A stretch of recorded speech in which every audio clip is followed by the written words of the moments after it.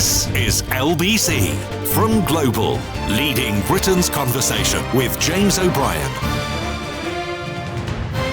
3 minutes after 10, and you are listening to James O'Brien on LBC. Where I feel, why did I introduce a TH into that word? I think it's a morning, I'm feeling quite reflective this morning. There's quite a lot to get through today. A little later, it's a sort of bottom-heavy show. PMQ's at 12 o'clock. Keir Starmer in this country. Of course, he's taken several kickings lately for not being in this country enough, despite following a relatively obvious schedule of international diplomacy, trying to repair or at least shore up some of the damage done by previous administrations and of course, the dread B word. But I suspect he'll take a bit of a kicking today for not being in Davos, which is where the eyes of the world are turned.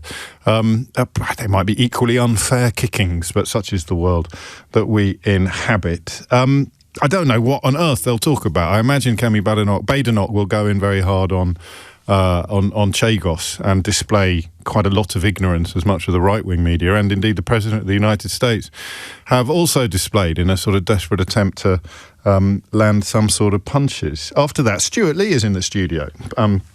The finest comedian in the land will be joining us to talk about a residency at the Alexandra Palace in London, but also, of course, about what on earth satirists and comedians do when the world is utterly bonkers. And we'll also be catching up later in the programme with events in the High Court as and Prince Harry goes for a hat-trick of victories over the UK newspapers. Not that you'd know that he was 2-0 up in extra time by looking at most UK newspapers. And indeed, we may get on to journalists a little later in the programme. You heard me mention there in the introduction a curious case, the curious phenomenon of people paid for their opinions, people paid to understand and explain what is going on in the world, who, up until relatively recently, would use the phrase Trump derangement syndrome as an insult to direct at people who did understand and were explaining what was going on in the world. You can't be shocked by it because you've seen exactly the same thing happen with Brexit and Boris Johnson. It would be very hard to find anybody in the UK media or political establishment who was telling you that Donald Trump was a genius who hadn't also told you that Brexit would be brilliant and that Boris Johnson was a latter-day Winston Churchill. It's like a curious hat-trick of horrific ignorance, miscalculation, failure to do your job properly, and complete contempt for observable reality. But I'm feeling reflective today. And part of the reason for that is because we are on hold, we are waiting, we are looking for the president's aircraft on radar screens and waiting for it to land, albeit a little later than scheduled after an electrical fault sent him back to DC. But you're looking now, I read you 3 headlines just before I came on air, and even I, who does this for a living, can't quite believe that they've appeared in the House journals for pro-Trump propaganda in this country. 2 from the Telegraph: act now to counter the problem of King Donald, and Trump crosses all lines, it's time to halt the danger by cutting off his global credit card. And 1 from the Daily Mail: I can't sugarcoat it, but by the world's wrongest man, of course, but even a stopped clock can be right twice in a lifetime. Trump's a deluded megalomaniac who's irreparably damaged the world order and increased the risk of war. I don't know how you feel about this. I don't find personally any satisfaction in once again seeing that the a relatively easy business of understanding what was going on around us and what would happen if you pressed that button coming to fruition. There's very, very, very little pleasure in being proved right. I'm talking about you now, not me. I'm very, very little pleasure in being proved completely right about something as significant as the collapse of the post-world order, the redrawing of all the rules regarding the West, because we have to live it. You know, it's great to talk about. It's not so good to live through. And we all have to live through it, whether we were or are seeing all of our well-articulated fears come true, or whether we are pretending that we'd never used phrases like Trump derangement syndrome to describe people who were doing their jobs infinitely better than we were. It's just one of those things. It's just one of those moments where, as with Brexit, as with Boris Johnson, as with Liz Truss, as with austerity, there's no pleasure in being proved right. There's no victory. There's no prize. whether real or not. You don't even get a FIFA Peace Prize for being right about all this stuff. You just have to suck it up. And so I don't quite understand anybody feeling celebratory about Donald Trump's ever increasing, ever accelerating descent into absolute hideousness, because however loudly you were shouting that it was going to happen, watching it happen is bad for you. It's bad for all of us. It's bad for the world. Mark Carney articulated this brilliantly yesterday, the first politician I've heard who really understood the dangerous siren lure of normality or normalcy bias. He really articulated that idea. You can't wait for things to go back to normal. Things aren't going. We may listen to some clips from that if you didn't hear it yourself, but it was really quite poignant to recognise the rightness of what he was saying while still suffering from a degree of the condition that he was describing. You sort of think it will be reversible, it will be undoable, but will it? I don't know. The question then is this morning. When historians of the future come to write about this extraordinary chapter in Western history, what will they write? I'd like you to help me construct a first draft of history. And there are two questions that I want you to focus on in different hours. In the first hour, we're going to do something that we've stopped doing because you can't really reason your way out of a situation that you haven't been reasoned into. But you still have to try. And it occurred to me on the way home yesterday that the historians of the future won't just be able to write under the chapters and the PhD theses and the textbooks dedicated to this period of American and Western history. They won't just be able to write Donald Trump was mad, will they? Donald Trump was a narcissist. Donald Trump was a Russian stooge. Donald Trump was so desperate to avoid releasing the Epstein files that he invaded Greenland. I still don't think he's going to do that, but who knows what we will discover later today. You can't do that if you're a historian of the future. You can't just chalk up. You can't reach for one single, simple, however seductive it may be, explanation and leave it there. Historians of the future will have to come up with substantive and plausible explanations as to why this man does what he does. Why does he do what he does? His niece, Mary Trump, gave an interview to Andrew Marr last night in which she talked about how he has always been this person. The absolute tragedy or anomaly or aberration was giving him another go, giving him the second term. And that's going to be the second question that I ask you today. What on earth were these people thinking? Not so much the voters necessarily, because, contempt for the con, compassion for the conned. I remember Emily Maitlis saying to me long before the last American election that the price of gas was going to be crucial, absolutely crucial in people's minds. I didn't really understand. Far be it from me ever to question the wisdom of Emily, but I didn't quite get it. She was right. People don't vote having listened to hours of careful and detailed analysis or having read textbooks dedicated to the big issues of the day. People vote often quite whimsically, quite mercurially and quite selfishly. So it's not so much the voters. It's the people paid to understand things. And the question of how they could have got things so wrong that we'll probably turn our attention to in the second hour. Think of it as an unhinged headline extravaganza.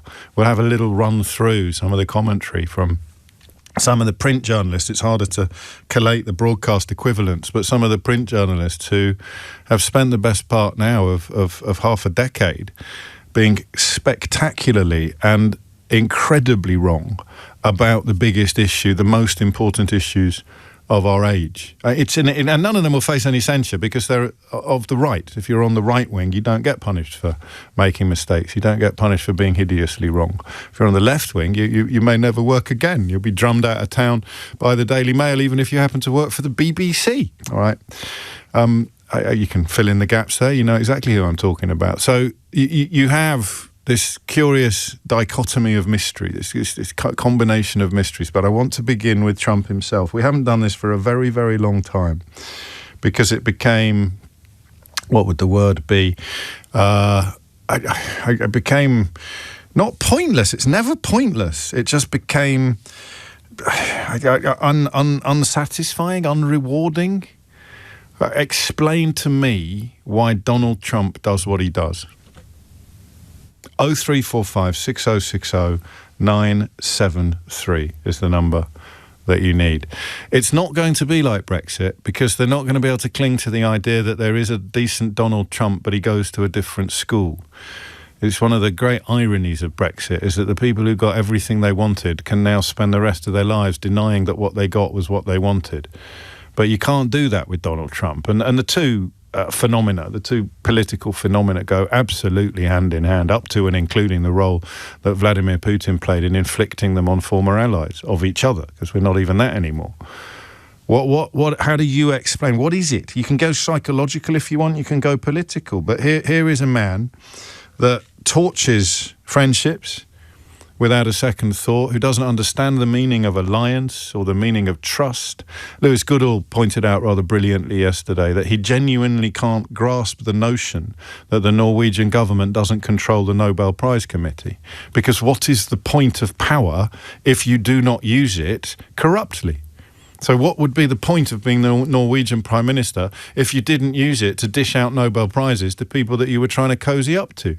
I'll tell you who's currently sitting on his so-called Board of Peace, and you might, if you haven't been paying attention, not believe me, because it is an assembly of individuals that are objectively responsible for pretty much the worst things that have happened on this planet in the last 5 years. Not all of them, but many of them get a seat on his Board of Peace. So what on earth animates him? What motivates him? What moves him? I don't know. But if I were to be writing a book in a year or so, say, for example, How They Broke the World, I'd have to come up with a rationale. It's not enough to talk about a sense of entitlement like you can with Boris Johnson or David Cameron. It's not enough to talk about a deep root of racism that makes him determined to rebrand society into a place where racism is acceptable, like you can with Nigel Farage. It's not enough to talk about a slightly woolly belief that you can make the world a better place for everybody. Not that anybody would accuse Donald Trump of that, but it explains people like Keir Starmer and Ed Miliband. What on earth explains this man? So you sit down in, 5 years' time? Maybe less, maybe more. Should we say 10 years' time? God knows what the world will look like 10 years from now.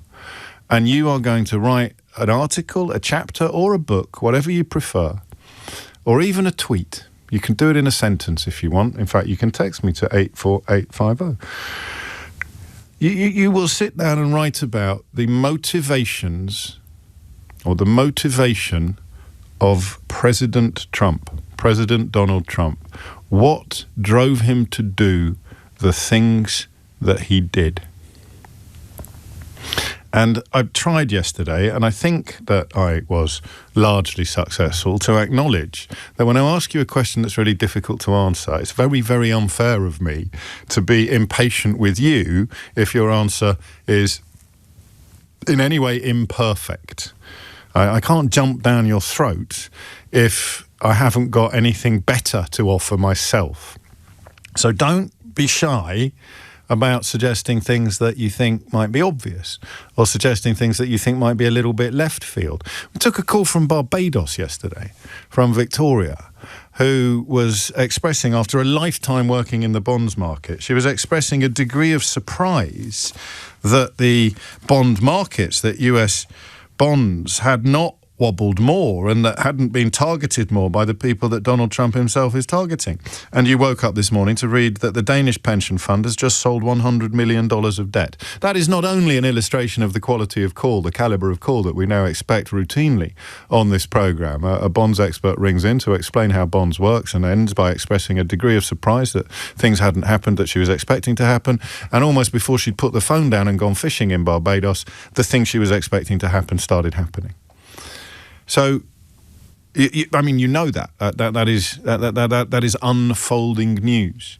But in the context of why Donald Trump does the things that he does, don't worry about coming at it with, well, just do it. Just answer the question.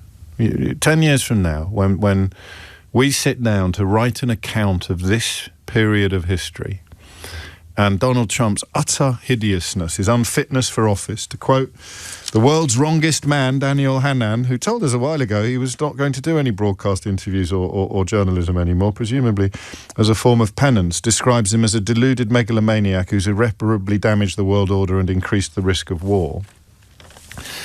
You know that the oil tanker has turned around and it ain't turning back again anytime soon. There's no alternative Donald Trump that goes to a different school. His hideousness is now a matter of record.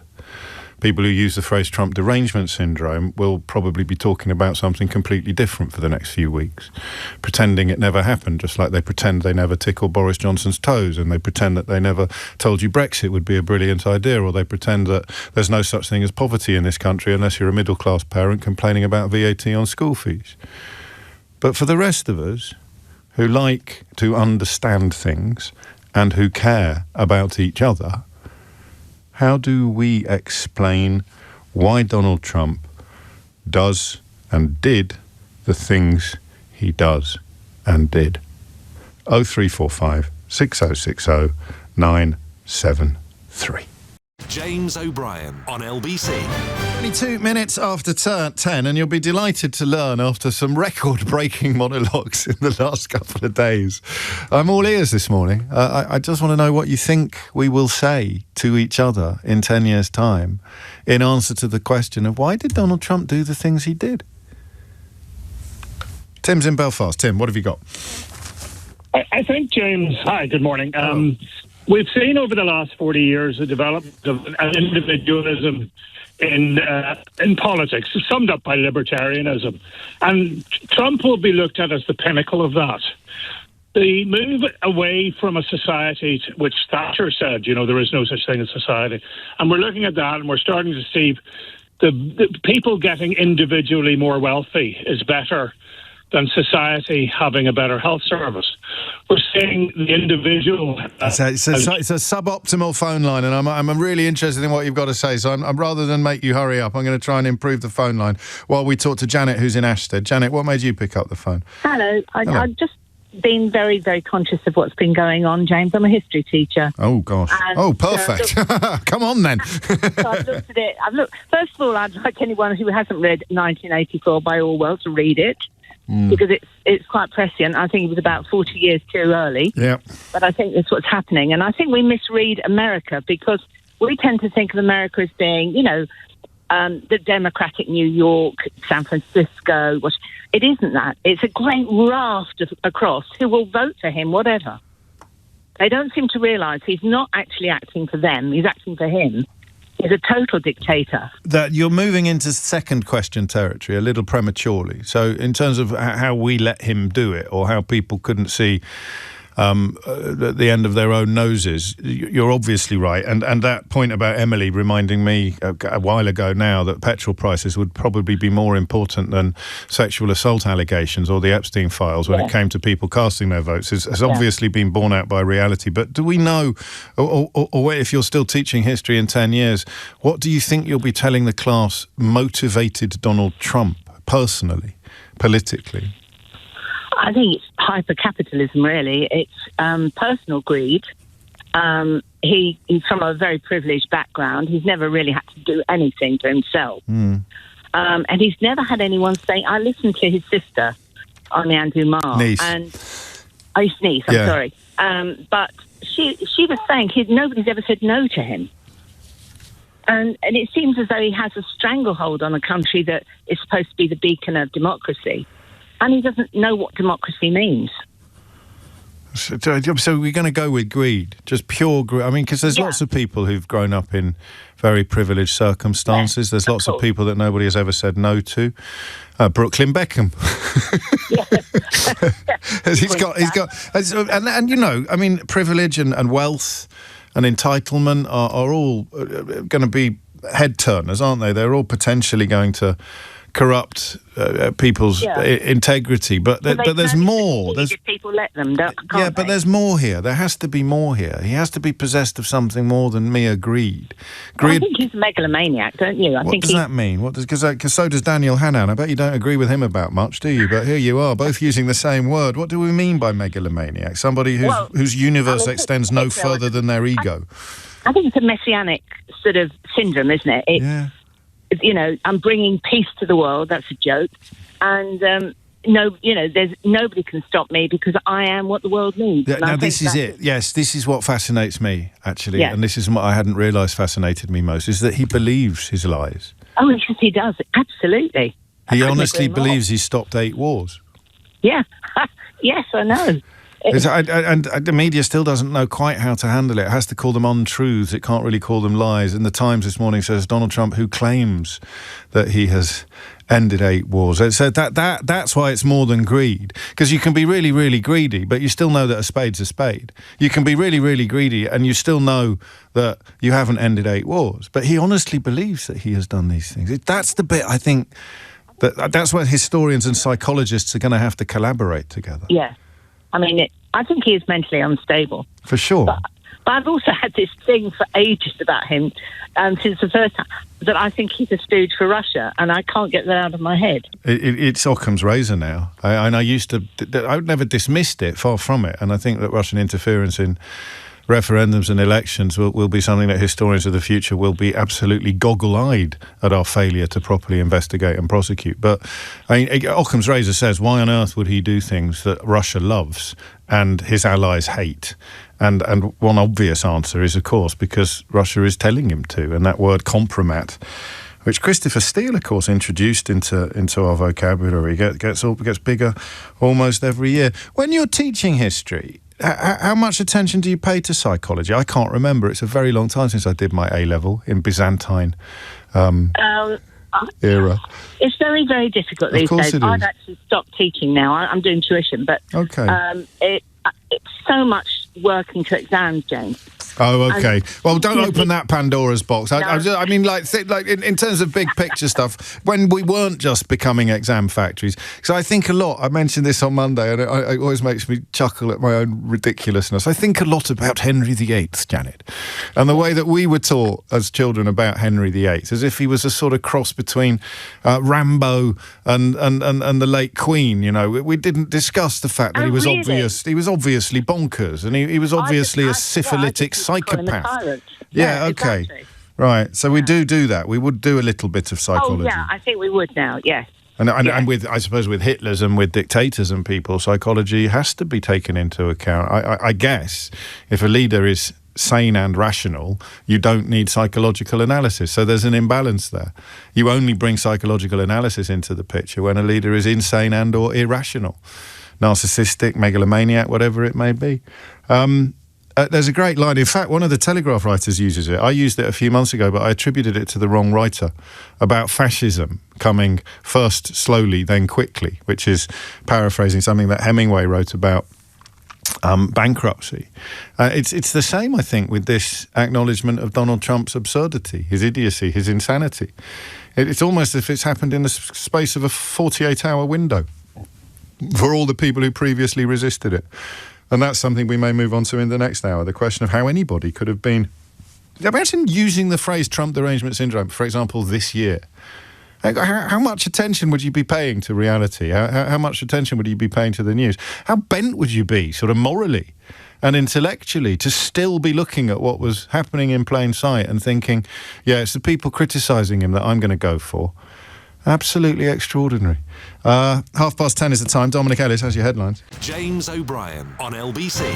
33 minutes after 10 is the time. I'm equally fascinated by the people who fell for it as I am by what they fell for. But for the avoidance of doubt, the first bit of the programme today is dedicated to the question of what they fell for. What motivated Donald Trump? What drove him?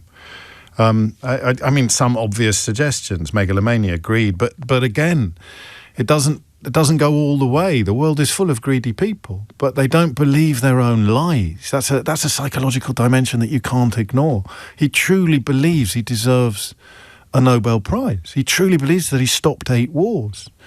You know, he's just Benjamin Netanyahu, a man widely considered to have committed genocide, not just by human rights organisations, but by international courts, is sitting on his board of peace, having killed still unknown tens of thousands of Palestinians, or presided over the killing of unknown. Vladimir Putin is going to sit on his board of peace. The man is... I used to use Bond villain I used Bond villain to describe Elon Musk on Have I Got News For You about 10 years ago. Good God, I had no idea what was coming. But I used to use Bond villain as a figure of speech almost to describe people that were doing crazy things but who believed what they were doing, as opposed to people who were doing it to disrupt or doing it for fun. Or you can't tell me what Elon Musk believes, apart from the sort of white supremacism. But Trump, he believes all the madness that he comes out with, and then the next day he doesn't believe it anymore. I don't think he knows that he signed off on the Chagos deal that he was attacking Keir Starmer for yesterday. I don't think he knows that if Americans don't agree to it, it doesn't go ahead. I don't think he knows what it is, because he was talking about us needing money when we're paying money to ease the handover, to sort of, if you like, grease the passage of the legislation from a Mauritian point of view. So what on earth drives the man? 03456060973. And I worry sometimes that you don't share my attitude to Daniel Hannan. You possibly don't even know who he is, but and the reason I reserve particular animus for him is because I sat on a book panel jury once and gave him an award for a book because he seemed sensible. And it was one of the people why I harbour personal animosity towards him is because of embarrassment. He was one of the people that made me think, well, maybe Brexit isn't going to be that bad because he's not stupid. Maybe Brexit isn't, a bit like Michael Gove, maybe Brexit isn't going to be that bad. Maybe I'm wrong about this. There have been moments in the last year where I've had the similar attitude to Trump derangement syndrome. I've heard people say it who I presume know what they're talking about and spend as much time as I do reading newspapers and listening to programmes and watching things and reading books. And I've heard them use this phrase. And I thought, well, maybe we're there. Maybe we are the mad ones. Maybe Trump isn't all that. Maybe I'm... And then you suddenly just remember that litany of hideous conduct, that litany of egregious behaviour, both personal and political. And you think, how can anybody think that the people criticising Trump are the ones that they should be coming for? And I can't believe quite how quickly it's all fallen apart. We're probably now in the week when the only person left wearing his little MAGA hat and drinking soda out of a straw at his Florida beach house will be Dick Littlejohn, the resident jester at the Daily Mail. Everybody else is abandoning the project at a rate of... No, I'm exaggerating. Of course they're not going to abandon the project any more than they'll admit that Liz Truss was wrong, that Boris Johnson was a catastrophe, or that Brexit was a bloody disaster. They can't admit that they're wrong. So should we actually be praising Daniel Hannan this morning for being the biggest hypocritical idiot on the planet who's actually prepared finally to tell the truth, unlike all the hypocritical idiots on his side of history and on his side of Brexit, Boris Johnson, Liz Truss and all stuff? I don't know. But I do know this. I'm talking too much. Ned's in Cambridge. Ned, what drives Trump? Good morning, Mr. OB. No, Hannan is an idiot. So don't worry, I've got you that. All right? Okay? Yes. You've got me there, mate. No problem at all. So I've been mulling on this for a little while. It's a little bit simplistic, but it fits. That's fine. And it inspired me. There was a caller to Ali Mirage's show the other week, and Donald Trump is a businessman, right? And it's like, oh, well, this is the best thing since sliced bread because he'll revolutionise politics and what have you. But if you think of it, right, what do business people do? So they come up with a product or a brand, and then they go out and have this brand, they get it made, they have suppliers which they constantly hammer for getting prices cheaper, then it all goes to profit and loss. Yeah. But you don't have any... Here's where it gets interesting. You see, you don't have allies in business. You just have competition after a certain point. And then once you get to competition, all you're into is like takeovers and buyouts and then collecting all the golden baubles for the boardroom and maintaining that brand. And I thought... That's how he sees the world. That's all he's ever known. Because he's grown up in that business that was given to him. So everything is a board. But again, there's loads of people we could say that about There's loads of people who inherited wealth, who inherited business. I dispute the businessman analysis. I think he's closer to a mafioso. I don't think he's a businessman in a conventional sense. And I guess to sell rubbish, like places at his university or his ludicrous freezer aisle steaks while claiming that they're cordon bleu cookery or fine educational establishments, maybe the best sellers of tut are people who actually believe that their tut is beautiful. Maybe that's what we take from your analysis, this idea that what makes him powerful, for want of a better word, is actually the thing that makes him weak in the eyes of so many observers. When he sells this stuff, which is absolute tut, absolute toilet, he genuinely believes it's incredible. And that's how he manages to sell it to people, including himself, up to and including himself. He believes he's incredible, and he manages to persuade other people that he is, when the reality is so obviously the opposite. Absolutely, I reckon that, and also he's constantly been selling everything. He's got 1 million failed businesses under his belt. 6 bankruptcies, I think, and I mean, he's the only person I'm aware of who managed to run a casino that went bankrupt. Correct. And then we add into, obviously, his terrible character flaws, which we all know about. And I think you've got a really toxic mix. You've got a man here who believes in absolutely everything that he comes out of his mouth. That's the key bit. That I think that is, and again, after all these years of talking about it, it's amazing to stumble into something that feels fresh. He believes, and that only really hit home with me with the wars. And of course with the election. I just presumed he knew he lost the election, but his ego wouldn't let him admit it. But he thinks he won it. He genuinely thinks he won it. Yeah, absolutely. And if you've got a massive brand like that, and that's all you've got, I mean, he's so protective of it. He's, bankrupt all the time. He's gone, the banks won't touch him, so he goes to Russia to go and get his money. True. I mean, that if he's been close to having nothing so many times, he has to keep going, to keep that brand going. So what else does he do? It's got his name on the building. Yeah. He can't just say, well, I'll start a grocery business. No, moving forward, and something is tied up in his psyche that needs this. It's a bit perhaps why he sticks gold leaf on everything and marble on everything, to mask the essential worthlessness in his core. He dresses himself in grandiosity. He dresses himself in ludicrous claims. The claims that he makes about himself are extraordinary. I want you to thank you, Ned, and we've got Tim in Belfast on a better line. There's one phone line free currently if you're quick. I think this is a fascinating question. It's funny, isn't it? I just glanced at my inbox, and a couple of you are referencing Mary Trump's interview with Andrew Marr last night, which I mentioned a moment ago, and we were planning to play it at precisely this juncture. Donald is exactly who he has always been. I think the problem we're facing now, and certainly have faced in the last year, is that thanks to some deeply misguided Americans who decided to put him back into power, a corrupt, illegitimate majority in the Supreme Court who gave him an imperial presidency, and a feckless, weak Republican Party that has completely ceded its constitutional duties, Donald is not bound by anything anymore. And he's also realizing unconsciously that all of the power, all of the money he's getting from corrupt corporations and from grifting off the American people isn't enough to fill the black hole within him. So now he's trying to do that by stealing other countries. It's quite alarming. And you're right, it has been an exhausting, demoralizing year. I like that, as someone who has some experience of therapy, that the idea that hurt people. But she calls it the black hole inside him. I think we talked earlier in this program about the emptiness of his soul. If I do this, I will feel what? I will feel warm. What they're searching for, these men, and it's as true of Boris Johnson as it is of Donald Trump. It's true of Dick Littlejohn. It's true of all of the people who have dedicated entire careers to cruelty and being wrong. What they're really searching for is care. That their younger selves were not looked after properly. It happens a hell of a lot in boarding schools, but their younger selves were not looked after properly, so they're searching for a sense of being looked after.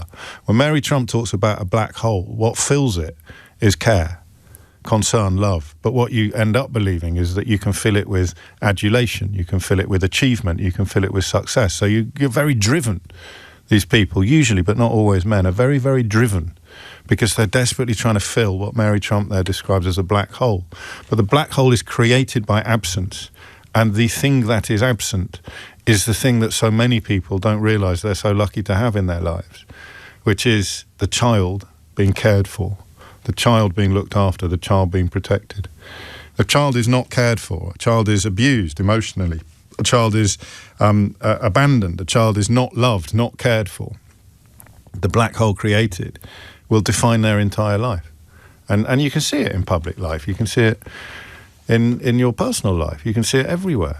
It just sometimes, with some people, assumes absolutely epic proportions. And that brings us to Donald Trump, whose black hole, according to his own niece, is of course unfillable. You could probably give him the entire world, and he'd still wake up in the morning with that gnawing sense of worthlessness that was put there presumably by his father, by his parents, not by anything else. And the only person who can take it away is actually him. Nobody else can do it. No other world leader can do it. No voter can do it. No colleague can do it. No partner can do it. No child that can do it. The only person who can take it away is him. But it's probably too late. James O'Brien on LBC. It's 10:47. You're listening to James O'Brien on LBC. I may have a what's it for you. Shall I do this as a missing word round or as a multiple choice? Have we decided? I'm going to do it as a multiple choice. The Standards Commissioner has just found this morning Nigel Farage guilty of committing how many breaches of the MP's Code of Conduct? Is it A, 7?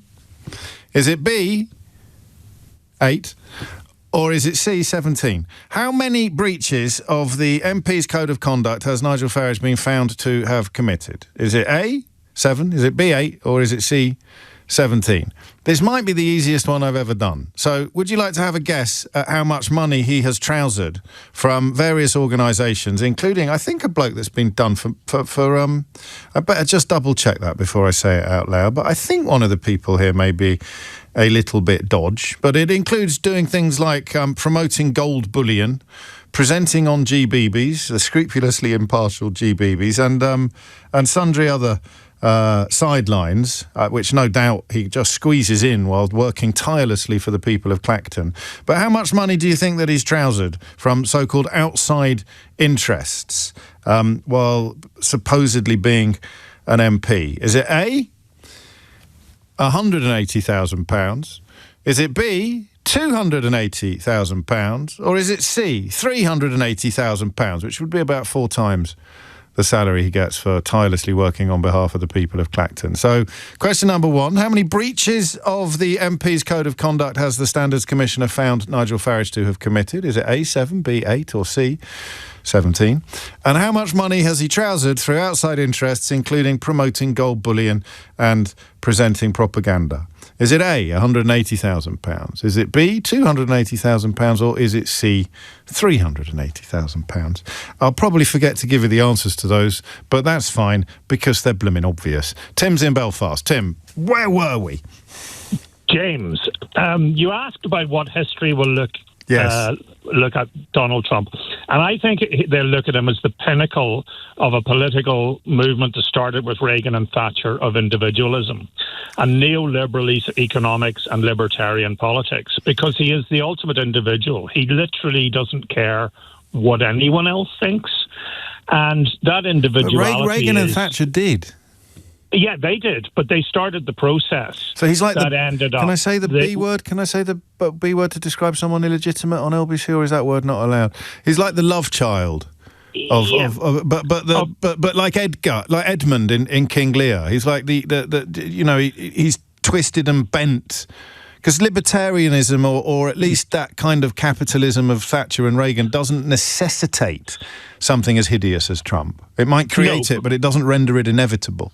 But the growth of that has seen that it's more important for billionaires, individual billionaires, to have more money than it is for society to have enough money to fund a health service. It's more important to have tax relief for individuals for whom it makes literally no difference. They couldn't possibly need the money. But the whole process, the whole visibility that we're seeing of the right now is that it's all about the individual, and he is the ultimate individual. I mean, he doesn't care what the people around him thinks. He doesn't care about other world leaders think. But that fundamentally is why he was probably selected to be promoted by that political viewpoint. That if they put the extreme out there, then it almost covers up for everybody else. And so he's not a mystery. He's not a mystery at all. I mean, you're describing the framework in which his personal inadequacies could flourish. So yes. That libertarian, which is a much maligned word, isn't it? I mean, it's quite a hefty and healthy philosophical tradition. But when you see people like Toby Young describing themselves as classical liberals or libertarians on Twitter, you realise the word has been completely corrupted by idiots. So you're describing the sort of post-idiot definition of libertarian, yes. Which is I believe in freedom of speech, but not for the people criticising me. I believe I should be able to say whatever I want, up to and including encouraging people to set fire to hotels full of humans, but I'm going to complain about Jo Brand joking about me and insist that she gets arrested. So it's like bogus libertarianism, whereby yes. people believe that they individually should be able to do whatever the hell they want, but everybody else should do whatever the hell they want as well. Yes. So, I mean, he is, I mean, if you take the whole sort of funding of that and you look at the right-wing think tanks that you took on in your book, and you look at what they have been promoting. Not just in my book, Timothy. I also gave them the mother of all spankings in an Ofcom ruling as well. Yes, but the other side of what they're promoting is this total individuality, that nobody should be responsible for anybody else. And if you reach the pinnacle of that, you reach Trump, because he's not responsible for anybody else. He's not responsible for the government. He's not responsible for America. He's only responsible to himself, which is no responsibility. And that's where that whole... Yeah, and then because lots of other people could fit into that category, but they are not as personally and as psychologically as hideous as Donald Trump. So yes. the two need to go hand in hand. And of course, the question of how you bring people with you is key as well. We'll move on to that shortly. And speaking of these lobby groups, guess where Nigel Farage was having lunch the other day? I don't know whether it was on the day or the day after that he was too ill to appear on the BBC, that he was supposed to still be boycotting anyway. He had lunch somewhere called the Heartland Institute, which is dedicated to climate denial and even denying the scientific effects of passive smoking. So it's almost as if all of these planets can somehow align. But Tim's already mentioned my last book, so I won't bother drawing your attention to it myself. What I will do, however, is just remind you of what our old friends at the Institute of Economic Affairs are up to at the moment. No, I won't. I can't find the clip, but I shall find it shortly. This is from the New York Times, and it's fairly close to what we've been discussing this hour. President Trump has never been a man to ask what he can do for his country. In his second term, as in his first, he is instead testing the limits of what his country can do for him. A review by the editorial board, relying on analyses from news organisations, shows that Mr. Trump has used the office of the presidency to make at least $1.4 billion, which is yet more evidence of Nigel Farage's pound shop status, because he's only managed to trouser £380,000 from outside interests while ostensibly representing the people of Clacton. Money that has seen him breach the standards of the House of Commons on 17 separate occasions. And one of the people that gave him money was federally indicted in 2016 on 21 counts for conspiracy to commit money laundering, wire fraud, blackmail and extortion. He was denied bail by a judge who called him a serious flight risk and was detained in custody at the Metropolitan Correctional Center in Chicago. He did a plea deal subsequently, which saw 20 counts dismissed in return for a guilty plea to a single count of wire fraud, in which George Cottrell, for that is his name, admitted to explaining various ways criminal proceeds could be laundered, and he has given thousands of pounds to Nigel Farage. Michael is in Greenwich. Michael, what drives Donald Trump? Yeah, James, what I was going to comment on is I think what drives him is fairly clear, is the narcissism. I think what's more important is the power that he has is the power of the American people. And why do they continue to support him? Go on. Well, I'd put forth three reasons, if I could.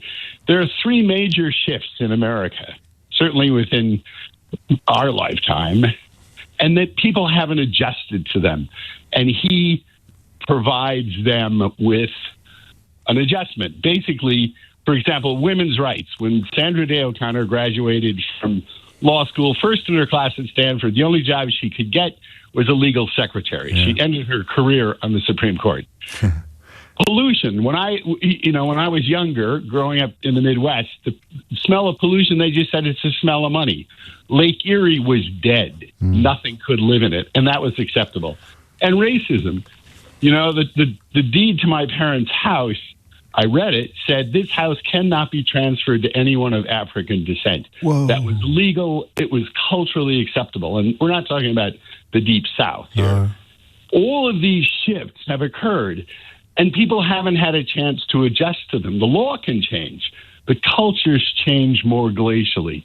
And then economic downturn, and people say, well, why? Well, it's because we haven't maintained traditional values of, and what does Donald Trump say? Women in their place. We all know about his misogyny. Yeah. The deep racism, and there is no climate change.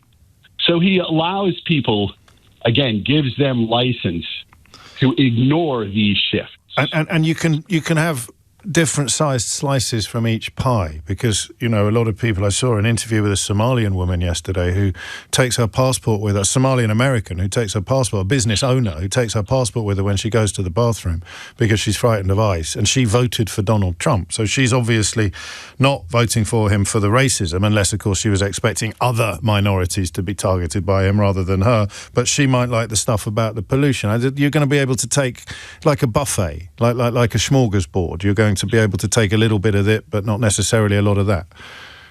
And a lot of it's subconscious. It's people don't say, oh, gee, I'm going to vote for him because he's a misogynist. It's like, no, women somehow, these things have shifted, and they all go to identity.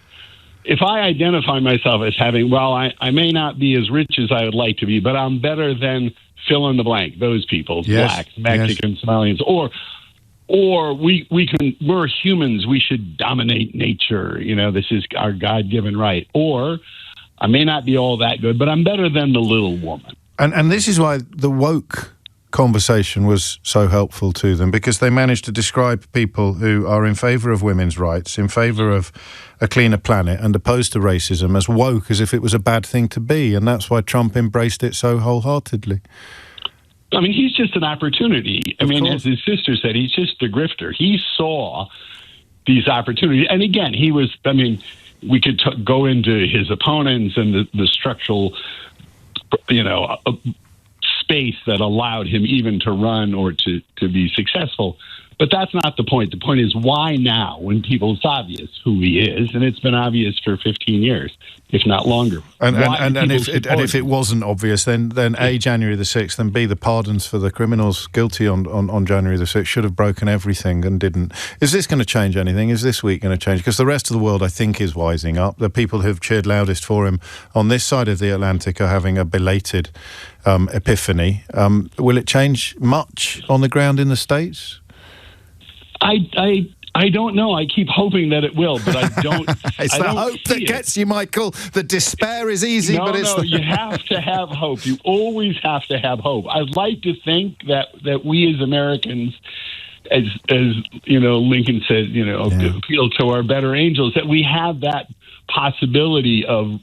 And freedom scares people. Yes. And so if you get somebody who answers all of your inner fears with one speech, but still, I think we could be better than we've been for the last 10 years. And it would, sadly, involve Republicans, that process, at some point. They're going to have to say enough is enough, or they're going to have to push back and object, and that, of course, is a frightening prospect for them to contemplate for obviously professional, political and personal reasons. Michael, I love your calls to this programme. I'm quite flattered that you make them, so thank you very much indeed once again. Michael, if you haven't worked it out for yourself as a former US diplomat, it is 11 o'clock. You are listening to James O'Brien on LBC, and he's in many ways teed up the conversation I want to have next, which is more about British commentators, actually, than it is about American voters. But how can people be surprised by what they're seeing this week? James O'Brien on LBC. It's 4 minutes after 11. You're listening to James O'Brien on LBC. I'm going to indulge. I'm going to allow myself a moment of indulgence here, because I obviously work in a profession where many of the positions we pursue and explain together are unpopular, even as they remain popular in what you might describe as the real world, and should have been more popular and would have been more popular were it not for the fact that so much of the media is dominated by people who are wrong or corrupt. More on the Prince Harry trial against the Daily Mail a little later today. Just a quick word on that, actually. They finished earlier than expected yesterday, which was probably a tactic designed or undertaken in the hope of unnerving Prince Harry. He was expecting to give evidence tomorrow, and the Mail brought in their opening comments a little earlier, having submitted thousands of pages. Originally, the opening comments that they gave to the court came in rather earlier than expected, which probably was designed, perfectly reasonable behaviour, clever clogs, legalism, probably designed to put Prince Harry on the back foot, to take him by surprise, because he was planning to spend most of today with his lawyers. But I mean, my understanding of the situation is that is a fairly ridiculous attempt at unnerving somebody who's been preparing for this moment for years, not just for a few hours. In many ways, he's been preparing for this moment for all of his adult life. 2 down, 1 to go from Prince Harry's point of view. Beat the Mirror, the Murdoch outfit settled, much against the wishes of him and his fellow plaintiffs, because they really, really wanted everything examined in a court. But the Daily Mail are now in a position where everything is going to be examined in a court. But again, because we live in a country where almost all of the people paid to provide you with so-called journalism will be rooting for the so-called journalists in this case, some of whom were named in court yesterday. But if you are interested in an overview, then the reason why everything finished a little bit earlier than expected yesterday is pretty much certainly because they were hoping to put Prince Harry on the back foot and see him stepping into the witness box unprepared and unready, which I think would probably be a fairly massive miscalculation. But as media miscalculations go, that is nothing compared to what the massed ranks of the British commentariat has done in recent years with regard to Donald Trump. I'm going to run through a few. I will almost certainly miss some, and I'm going to do it in no particular order. A lot of it comes from the Daily Telegraph, which this morning carries 2 articles describing Donald Trump finally, accurately. In their defence, the columnists who've been given an entire page to share are relatively sane by the standards of this organ, the home of the unhinged headline. But Trump crosses all lines. I want you to hold these in your mind. Trump crosses all lines. It's time to halt the danger by cutting off his global credit card, which is, of course, what Victoria in Barbados was telling us yesterday, and act now to counter the problem of King Donald. That's where we are now. Where were we last year, or even perhaps in the first term? Trump will not destroy the rules-based order, the rules-based world order, wrote somebody called Janet Daly, who gets paid for her insights. It may not look like it, but Trump is saving Europe from itself, wrote somebody called Jake Wallace-Simons, who gets paid for his insights. Donald Trump is saving Europe from itself, wrote Niall Gardiner, who gets paid for his insights. Trump backs Putin's land grab in Ukraine. That's just true, isn't it? I don't know how that one got through the net. Trump has just triumphed over the EU, wrote Matthew Lynn. Europe, is a real doozy, is lurching towards tyranny. Pundits claim Donald Trump is crushing democracy while ignoring the real threat to freedom emerging across the Atlantic, wrote Douglas Carswell. Still getting paid for his insights. What a country we've become. What a country we have allowed ourselves to be turned into. Trump, wait for it, has been proven right about pretty much everything. That's by someone called Liz Truss, who I don't know if she is still paid for her insights. I imagine her sitting on a street corner offering them for free to anybody passing, or perhaps in return for a half-smoked cigarette. But she was at that lunch with Nigel Farage the other day, the one that was hosted by the climate deniers and the people who argue that even smoking, secondary smoking, passive smoking isn't bad for you. Here's a good one. Sherelle Jacobs, who gets paid for her insights, wrote, "Trump has smashed the old world order. It won't be missed." We haven't finished yet, by the way. Am I alone, asked someone called Tim Stanley, who is paid for his insights, in admiring what Trump is doing? And to be fair to the fella, at the time he asked that question, the answer would probably have been no. Now, I probably just Tricky Dicky Little John, filing from his Floridan beach about how awful everything is in Britain, who would be agreeing with you that we should admire what Trump is doing. Trump's Liberation Day gives us the chance to now realise the dream of Brexit, wrote Nigel Farage, currently trying to explain to the Standards Commissioner how he managed to trouser £380,000 from outside interests while simultaneously being the MP for Clacton and failing to do the requisite paperwork. It's almost as if all the old ghouls and corpses of idiocy are emerging from the crypt of wrongness this morning. David Frost, ladies and gentlemen, I give you David Frost. There's method to Trump's tariff madness, wrote another man that Boris Johnson put in the House of Lords. Kamal Ahmed, oh man, he used to be all right. Starmer should thank his lucky stars for Donald Trump. The 47th president is showing the PM how leadership works. I guess if you're signing up to write for the Telegraph, eventually you have to leave something at the door. Do we include Bernie Ecclestone on this list? The former Formula One. So little tongue twister for you there, Keith. Donald Trump is the best thing that could happen to the world. Okay, I mean, he was very good with cars. Trump can save Brexit if we let him. Here's some words to strike terror into the heart of anybody with a functioning cerebral cortex. In the first of a new series on how to make Brexit a success, Douglas Carswell says... Yeah, I think we can leave that there. Go on, have a guess who this one was. Trump's triumph offers a new blueprint for Britain. I spoil you with these. That's a new name to add to the list. Suella Braverman. I don't know if you remember her. She would have been paid for that, and she's still paid to sit and represent British interests in the House of Commons. If Trump succeeds in reinventing government, expect his plans to be the global blueprint, wrote somebody called Simon Case, who used to work for the British government. So, you know, the Kool-Aid reaches parts that other Kool-Aids have failed to reach. Here's one of my favourites, because this was something that Daniel Hannan accidentally admitted yesterday, in that eventually all they ever got out of it was enjoying the discomfort of people who were going to be proved right. Here is the Sherelle Jacobs person who is presumably still paid for her insights. Smug liberals still don't get it. Trump is on the side of the people. Ah, come on, Sherelle. Why couldn't you just have said woke and just make everything a little bit easier? Poppy Coburn, me neither. It's time to become the 51st state of the US. The Daily Telegraph pay people to write this bilge.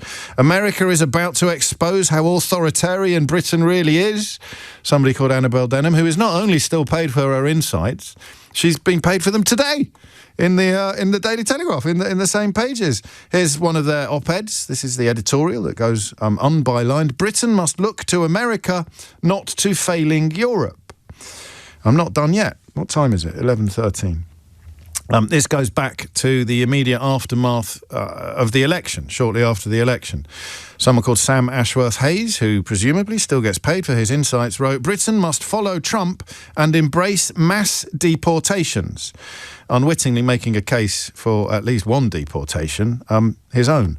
Roger Kimball, America is so back. That's a hideous headline on every... Nobody over the age of 17 should be using language like, it's so back, man. America is so back, dude. America is so back. Oh, Lord. And on we go. Trump trade deal would be a Brexit triumph. Another one that nobody had the audacity to put their name on, so they stuck it on the op-ed pages. And there's a nasty bug, and it's spreading. Here it is, and it's spreading fast. Trump derangement syndrome. There it is. People who looked at what Donald Trump was, what he did, and what he was clearly destined to become, and decided that the real problem was the people who were correctly describing it. And that is from Isabel Oakeshott, who I think has now moved to a country that has Sharia law, but is nonetheless still presumably paid for her insights. Is she going out with Richard Tice? I don't know who I'd be libeling, actually. If I incorrectly described those two as having been in a relationship, which one would have the stronger case for libel in a court? There's a question for the ages. Hopefully we'll never have to find out. I haven't finished yet, although I may be losing control of my mouse. Back to Tim Stanley. Trump is already smashing the leftist deep state. And this is the British media. I know it's a bit of a pet hate of mine, and you probably ignore most of it, but this is why your mum thinks the things she thinks. This is why your daft Uncle Keith on Facebook holds the opinions he holds. They go further now, of course, on social media, but these are the seeds of destruction. British voters actually back Trump's policies. Here's the proof. And Abe Roger Kimball's back again. You remember him? America is so back. Donald Trump is a great man of history, says Roger, who looks like a thumb with painted-on spectacles. Trump is the last chance to save the decaying West from terminal decline. Wait for it. It's the one and only. It's your favourite of mine. Ladies and gentlemen, I bring you the godfather of the unhinged headline. It's Alistair Heath. Still the editor of the Sunday Telegraph, still getting paid for his insights and opinions. Trump is the last chance to save the decaying West from terminal decline. Okay. That's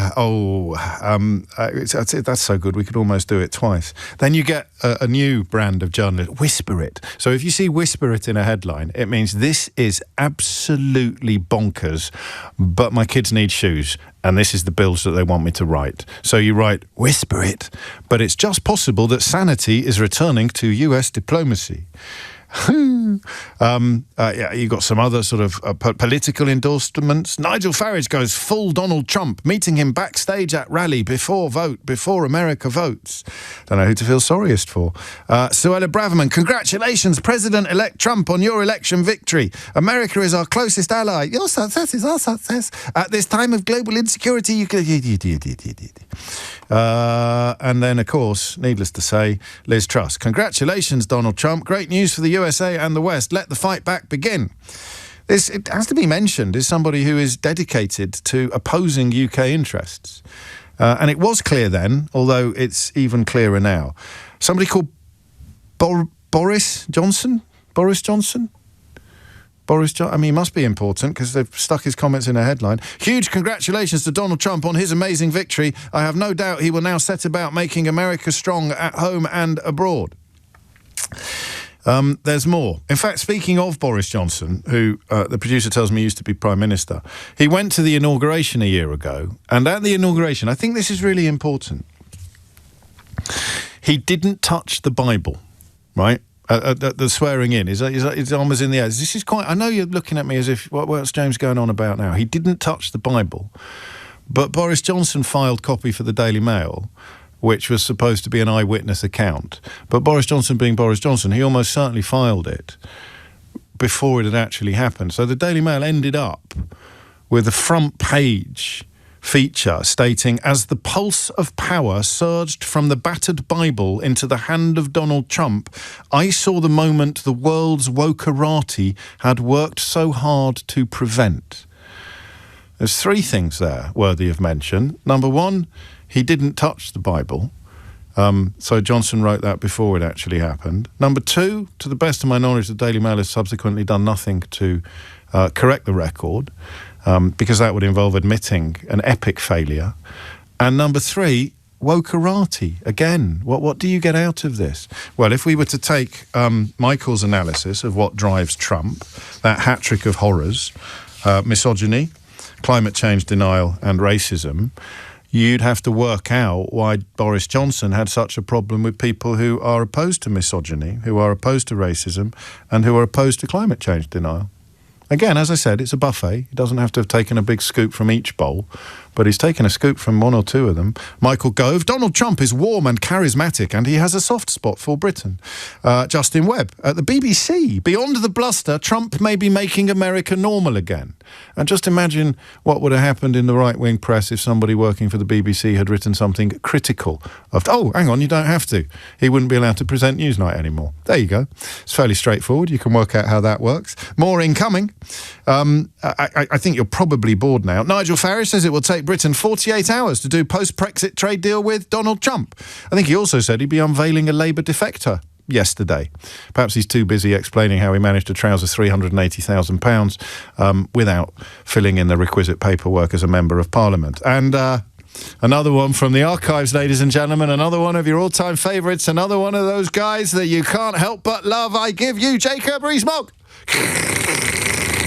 That was me doing my own applause, because Keith's fallen asleep. President Trump will be our greatest ally after Brexit. These people are still... I mean, I don't know what... he's not an MP anymore, is he? But presumably he still gets paid if he writes an article for a newspaper. Simon Jenkins... reliable. Donald, if nothing else, Donald Trump is moving fast and breaking things. This was in The Guardian. But that may result in a better US. And then if we were to go back to the first term, and I'll probably stop now... Fraser Nelson, former editor of The Spectator when it was publishing all sorts of things, including paeans to the Waffen-SS.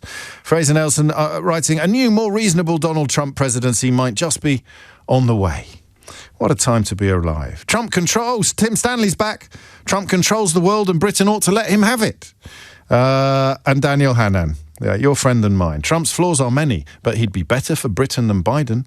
If Biden wins, the free world might find itself longing for a stronger Anglo-American alliance. I mean, how wrong can you be? How wrong can you be? Answer, you can be Daniel Hannan wrong. He was on Nick earlier, apparently. That might be worth having a little listen to shortly, because we will be turning our attention next to the... I could tell Eleanor's cross because she's used the big letters to write time on the screen in front of me. So I'll stop now.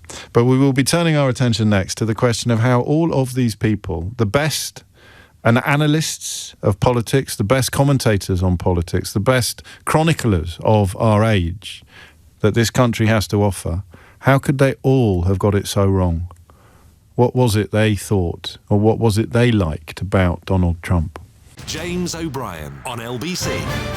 You're welcome. We didn't even do the thing, Keith. We didn't even do the unhinged headline. That was like the festival of unhinged headline. That was the mothership of unhinged headline. That was unhinged headline after unhinged headline after unhinged headline. So, just for the record, for those at the back...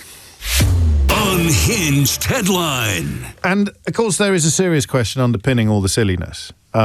I will get to calls eventually, but I want to play you some Daniel Hannan from earlier as well. But the serious question is this, and I say this as the son of a former Daily Telegraph journalist. I don't understand why they all went all in on Trump. I genuinely don't understand it. He was so obviously hideous. Whether or not you need to wait until the attempted insurrection on January the 6th, or whether or not you need to wait until the pardoning of the vicious criminals baying for the blood of police officers and politicians to realise it. I don't know whether you can forgive people who didn't detach themselves from the Trump juggernaut when he was boasting about sexually assaulting women, or when he sued a woman who accused him for rape for libel and lost. I don't know what the moment is at which you feel that other people should have detached themselves from him, but none of these people did. None of the people who are still paid by British media for their opinions, and there are plenty of broadcasters as well. Some of them are even using the phrase Trump derangement syndrome relatively recently. They are paid to understand, or at least I used to think that we were all paid to understand and explain things. How can people who do this for a living have got it all so wrong?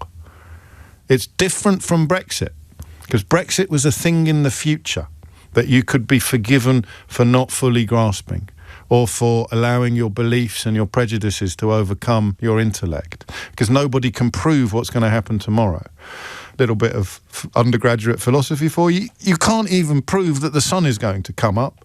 Or, it's David Hume now, is it? You can't even prove that just because the last 99 crows that you've seen are black, the next one will be black. You can't prove that epistemologically, is it? Or, yeah.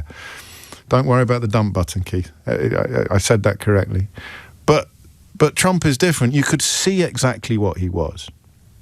You knew exactly what he was. You knew exactly who he was. And the massed ranks of the UK media, up to and including BBC presenters, who, of course, would not have been allowed to express an opinion negative of Donald Trump, all went public, all went on the record, all published countless articles and commentaries, failing utterly to see what was obvious. And we can say that now, which leaves us with two options. Either they didn't care about what was obvious, which is something that fascinates me, 03456060973, or they didn't see it. It's going to be hard to argue that they didn't see it, isn't it? It's going to be hard to argue that they didn't know about the grabbing women by the genitals, about the lady that sued him, that he sued for libel after she accused him of rape and he lost. It's going to be very hard to argue that they didn't see the January the 6th insurrection or they were unaware of the pardons. So you can try, but if they didn't miss it, then they didn't care enough. And perhaps that's the question that we'll move towards. Why did all these people, some of whom, of course, congratulate themselves on their Christianity on a regular basis, looking at you, Tim Stanley, how did all of these people find it within themselves to not care enough about the hideousness? I mean, talk about the criminality, talk about the impeachment, talk about the felonies. Why on earth did so many commentators in this country look the other way? Politicians had no choice. Politicians in government, or politicians likely to be in government, had little choice. But you can see people like Starmer holding their nose when they deal with him. Why did all of these people paid to keep the British public up to date with issues, with the news, why did they all neglect their duty so profoundly and so terribly? What did he offer them? What did he represent to them that made them lose any semblance of integrity so completely? Because I hope Michael's wrong. Michael follows these things more closely than we do as a former US diplomat. And he talks about this hat trick, this trident, if you like, of Trumpism. Misogyny, like an opposition to women's rights, people who are uncomfortable with growing, but of course not complete sexual equality in this country, in the States and in this country, because they're going to have answers to the question that involve the UK, climate change denial and racism. All those people I just read out, some of them are obviously racist, some of them are climate change deniers, and some of them are misogynists. Some of them tick all three boxes. Did I tell you that Nigel Farage is in trouble for not declaring his outside interests in the House of Commons? Anyway, some of them are all three of those things, racist, misogynistic and climate change denying. But it feels a little bit lazy to me to say that's Trump. That's why they like Trump, because he validates and vindicates more loudly and more prominently than they could ever do their comfort with, support for misogyny, climate change denial and racism, their hatred of women's rights, environmental activism and anti-racism. Think about the moments, like the way that they all went mad during the Black Lives Matter movement, so that's racism ticked. The trad wife movement in America is gathering pace, so that's women's rights ticked. And of course, climate change denial is Donald Trump's middle name. Dominic Ellis is here with your headlines. James O'Brien on LBC.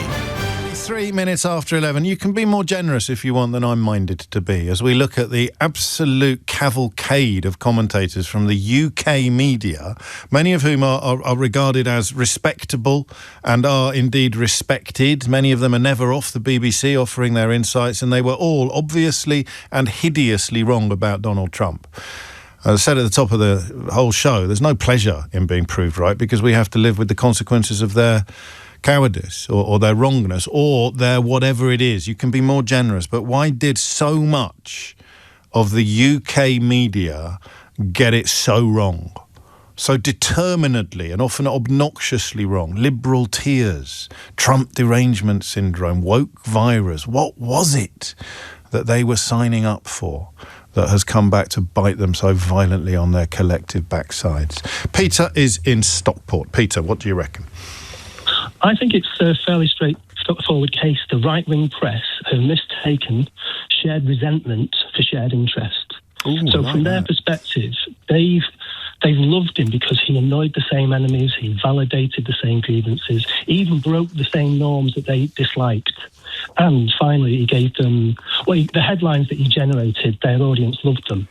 So they had that shared resentment, and that was really powerful for them. And then this happens, the tariffs in Greenland, and so all of a sudden, interests collide. And they're now caught in this dilemma where if they criticise him too strongly, they've betrayed their listeners or they've undermined the readership. They're in a right old bind, aren't they? Which is why I don't know who is more ridiculous. Tricky Dicky Littlejohn in the Daily Mail still saying, "Oh, we should invite Donald Trump to take over the UK." Woo! Or Daniel Hannan on LBC this morning saying, "Oh, I might have thought he was brilliant in the past, but now I think he's awful." I don't know who's more ridiculous. He's awful, but it's only just become clear that he's awful. That's what makes him ridiculous, of course. That might be a question for another day. Is there more than the three things Michael in Greenwich gave us? Is there more when we talk about shared interest? Is it just going to be a discomfort with women's rights, a discomfort with an attempt to tackle climate change, and a discomfort with anti-racism, or a discomfort with non-whites? Well, I do think it comes back to that individualist point. So if you sort of look at the environmental factors, it's like, why should I change my ways? You can't make me change, why should I take responsibility for a global issue? And, the scientific and the smart perspective is, listen, we need to take a grown-up responsibility for it. But then you have to behave like a toddler, saying, that's not I'm not doing that. If you don't think about it too deeply, you see somebody who is allowed to be a toddler, and although deep down you know you're not, you quite like the idea that someone who is allowed to be in charge, because you would love to be like a toddler too. There's a funny thing where hatred, I did a meditation course, so this is where it comes from. Oh, yeah. Hatred is a really powerful source of focus. So if you hate something, your entire attention goes onto that thing that you hate. Yes. So the meditation class is right. If you feel anger, use that energy of focus and turn it to something more powerful, more productive. But that resentment, it gives them a laser-like focus on an enemy, whoever that would be. If you don't feel it, you don't understand it. I cannot get my head around, for example, how racism squeezes everything else out of the horizon, everything else out of the bandwidth. That's what you're describing, isn't it? So we can sit here and say, well, he might be you can't really be a little bit racist. Once you reach so I spoke to Michael yesterday, who's now, his own parents have chosen their racism over their grandchild. They would rather stay with their racism than be able to visit their grandchild, because it squeezes everything else out, their hatred of, in their case, Muslims. There's one part of that which I can't answer myself as to whether there is some evolutionary inbuilt otheringness in our human beings' nature. Well, the tribe would be safer if you killed every interloper, in one sense, but then the tribe that welcomed other people and broadened the gene pool would be A, less inbred, and B, much brighter. So there are evolutionary arguments for racism and anti-racism, I guess. I mean, I'm veering onto territory that I'm not fully quite. I'm sorry if I've hijacked the question. That's the thing that keeps me awake at night, is thinking, I find it a fascinating question as well. I've got Idiot's Corner is empty today. I don't know why. I've found a couple of comments, but I don't even know if they're real or if people are just messing with me. But I had one when I mentioned therapy earlier. He wrote, "Therapy is for women, and then he used a word that I can't repeat on the programme. And I had a look at his inbox, his previous messages to the programme, and he'd be a case study in what you describe. Hates everything. And albeit that I can have fun at the expense of public figures. My heart breaks for a man like that. It's because it's obviously a man. And and he would obviously, as with many people who are suspicious of things like meditation or therapy, he would obviously benefit from it more than others, more than people who are open to the possibility of change and self-care and self-improvement. What would you say to him? What would you say to somebody listening to you talk about meditation and going, oh, what a whoopsie, or me talking about therapy and going, oh, you're such a woman? I think he must have a lot of fear if he's afraid to even give it a go. Yes. You know, it must be a really small child inside there that needs looking after. Yeah. And is currently consumed by hate. 11:39 is the time, but I don't know. I'm a little bit reluctant. The problem is you can be outwardly very charming, even if you are in this category of human. And it's not going to apply to everybody. It's not going to be everybody who's come out for Donald Trump. Some of them just won't have thought about things very deeply. Or they've seen somebody else use the phrase Trump derangement syndrome, and they've thought, oh, I'll just use that. I'll borrow that because I don't care about anything and nothing really matters. When am I getting paid? So there'll be plenty of people doing that in print and in broadcast. But some of these people take themselves seriously, you know? And how did they end up on this man's team when this man was objectively and immediately hideous, as his own niece described him on LBC last night? How did these people who take themselves seriously, the Hannans, the Fraser-Nelsons, the Carswells, the Goves, not the people who are sort of professionally ridiculous like Isabel Oakeshott and her mates, but the people who take themselves seriously and are taken seriously, how did they end up on the team of somebody so obviously hideous? I don't know. Peter's phone line has been vacated, so you could grab it for yourself. 0345 6060 973. John's in Westminster. John, what would you like to say? Hi. Hello. First time caller, long time listener. Welcome. I am quite nervous. It's only me. Just like, yeah, no. It also, I think this relates back to a question you asked, I think last week, about why do reform voters keep voting for reform, yes, or keep supporting Brexit. The cruelty is the point. Donald Trump is a narcissist, and he's a cruel man. When he gets up on stage and he takes the mick out of disabled journalists, all these sorts of people, what he's giving is permission to everyone else to be cruel. The reason why the Nazis were so successful when they blamed Jewish people wasn't just that they gave people an enemy. It's that they then said, go out and do Kristallnacht. We're going to give you permission to now punch this made-up enemy. And that's what Donald Trump does, is he gives permission to people to be cruel. The cruelty is the point. And ICE is the manifestation of that. Yes, totally. So I've got the quote now that I referred to earlier from a Somali American who runs a business in Minneapolis. She says, I never thought the man I put in office would come from my family, make me financially struggle and cause me so much fear that I carry my passport when I go to the bathroom. I feel as though the weapon I built is coming to kill me and my people. And do you know why she liked him? Because she liked the permission that he gave her to be opposed to the LGBTQ agenda. I have a lot of queer friends, and there's also a podcast I listen to called Trash Future, and there's a trans woman on there called November Caldwell Kelly, who said the one thing that trans people and transphobes agree on is that their existence is not up for debate. And what Donald Trump does for the queer community, for people who hate the queer community, people who hate liberals, people who hate immigrants, who hate Muslims. And Jews. Jews are still there as well. And Jews as well. I mean, you know, they don't ever get a free pass, Jewish people, do they? He doesn't just give people an enemy. I mean, the Greens give people an enemy. You know, I'm a very left-wing people. We have our enemies, but it's, and you know, whether they're correct or not, but it's that he gives them an enemy to be cruel to. Your enemies are your enemies because of what they do. Yes. Not because of who they are or what they are. And that to me is I don't know if it's a left-right distinction. I really hope not, because it feels unfair on what you might call decent right-wingers. But loosely speaking, Trump gives people permission to hate enemies for no reason other than being born. Other than for being who they are. The way they were born. For the crime of being born as who they are. and to then go out and commit violence. But this doesn't apply to all of the names I've read out in this hour. It simply doesn't. They're not all as venal or as broken as you describe. I think that there are degrees to it, though. And I think that there is sometimes...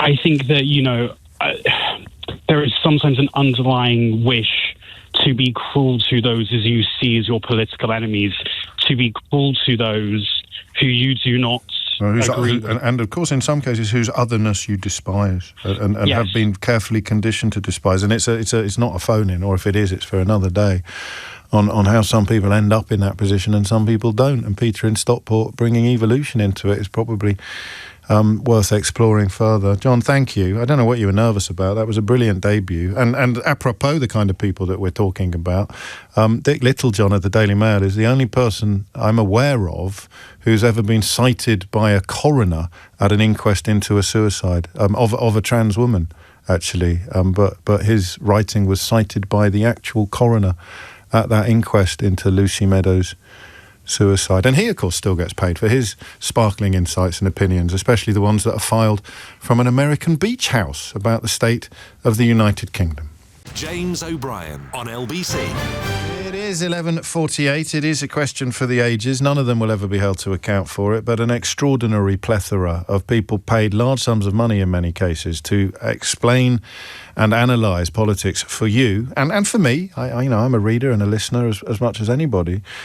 Have been telling us for years that Donald Trump was fantastic, that Donald Trump was amazing, that Donald Trump was none of the things his critics described him as, even as he told them that he was all the things. And now, finally, the scales seem to be falling from eyes. And I still don't know what they got in return for their moral bankruptcy. Especially the ones who boast about how religious they are, who talk about how religious they are. David is in Chorley. David, what do you reckon? Hi. Hello, mate. James, I mean, it's a year in now. It was fun for the first few weeks, but it's now gone beyond that. It's more than a pantomime now. It's actually a horror movie. Oh, no, it isn't. Sorry. No, Carry on. It's okay. I'll let you have that one. I mean, the guy's intoxicated on power and drunk at the wheel. And I think that people's bigotry has helped them to get a front seat in his press conferences. So they've supported him, they've backed him, they've tried to explain it. They've got extra airtime for themselves, so they think they're doing their careers well. There will be a mass exodus at some stage when some senior people turn away. There will be a starburst effect. I'm just hoping, James. They won't. Look at Brexit. They won't. They'll just pretend it never happened. In fact, give it 6 months and people will be saying, I can't believe people are still talking about Donald Trump. Crikey, honestly, that's all history. Nigel Farage will turn up on Question Time soon and say, that's all ancient history. We're not talking about Donald Trump anymore. He's still talking about Obama. I mean, I hope this is a Dallas Bobby Ewing moment where I wake up tomorrow and Obama's taking a shower, and Trump just didn't happen. He hated Obama, didn't he? Entertainingly, scarily. Yeah. Well, I was never that entertaining. Well, the line I use is that it's great to talk about because I enjoy talking to people like you about things like this. But it's not good to live through, and that in many ways that's the point you're also making, isn't it? It's horrible. So what did they get at? I mean, the people who could see what everybody else could see and who were among the best rewarded and the highest status commentators in our society to be so hideously and horribly wrong. Can you make sense of that? Well, if the party in America that acts the way it does now is mimicked in the UK through reform, people will try to echo it in order to still feel relevant and feel a part of somebody else's success, even if it's a madman's success. It's a strange thing in people's DNA. Some of these guys and gals that are this warped, they probably have posters on the wall that still say, no blacks, no dogs, no Irish. Yeah, and if not actual, then metaphorical. And there it is. I mean, these things often come in threes, don't they? The power of three, women's rights, the environment, racism, those three things that people... I just can't deal with, the change. And that's why they have to invent ludicrous words to describe their backwardsness, like... woke and what have you. I can tell you that Donald Trump has now arrived in Zurich ahead of his Davos speech. Whether or not he knows that he's arrived in Zurich after last night's speech in the White House is a question that I'm not really qualified to answer. He could probably feasibly not know where he is, but we will be taking that speech live on LBC. Oh, I'm pretty sure we will. Live on LBC later this afternoon. It was originally scheduled, I think, for about 1:30, but he's running a little later now, I imagine, and we'll bring you up to date with that as soon as I have the information. Speaking of running a little late, Prince Harry in the High Court later today, almost certainly as a consequence of a tactic deployed by the Daily Mail's legal team to finish a little earlier than expected and therefore see the Duke of Sussex called to the witness box a day earlier than he was expecting. He was expecting to be spending today with his lawyers. My money would say that won't make any difference whatsoever to Prince Harry's preparedness and readiness to take on the third chapter in his battle against British newspapers, having come out on top in the previous two.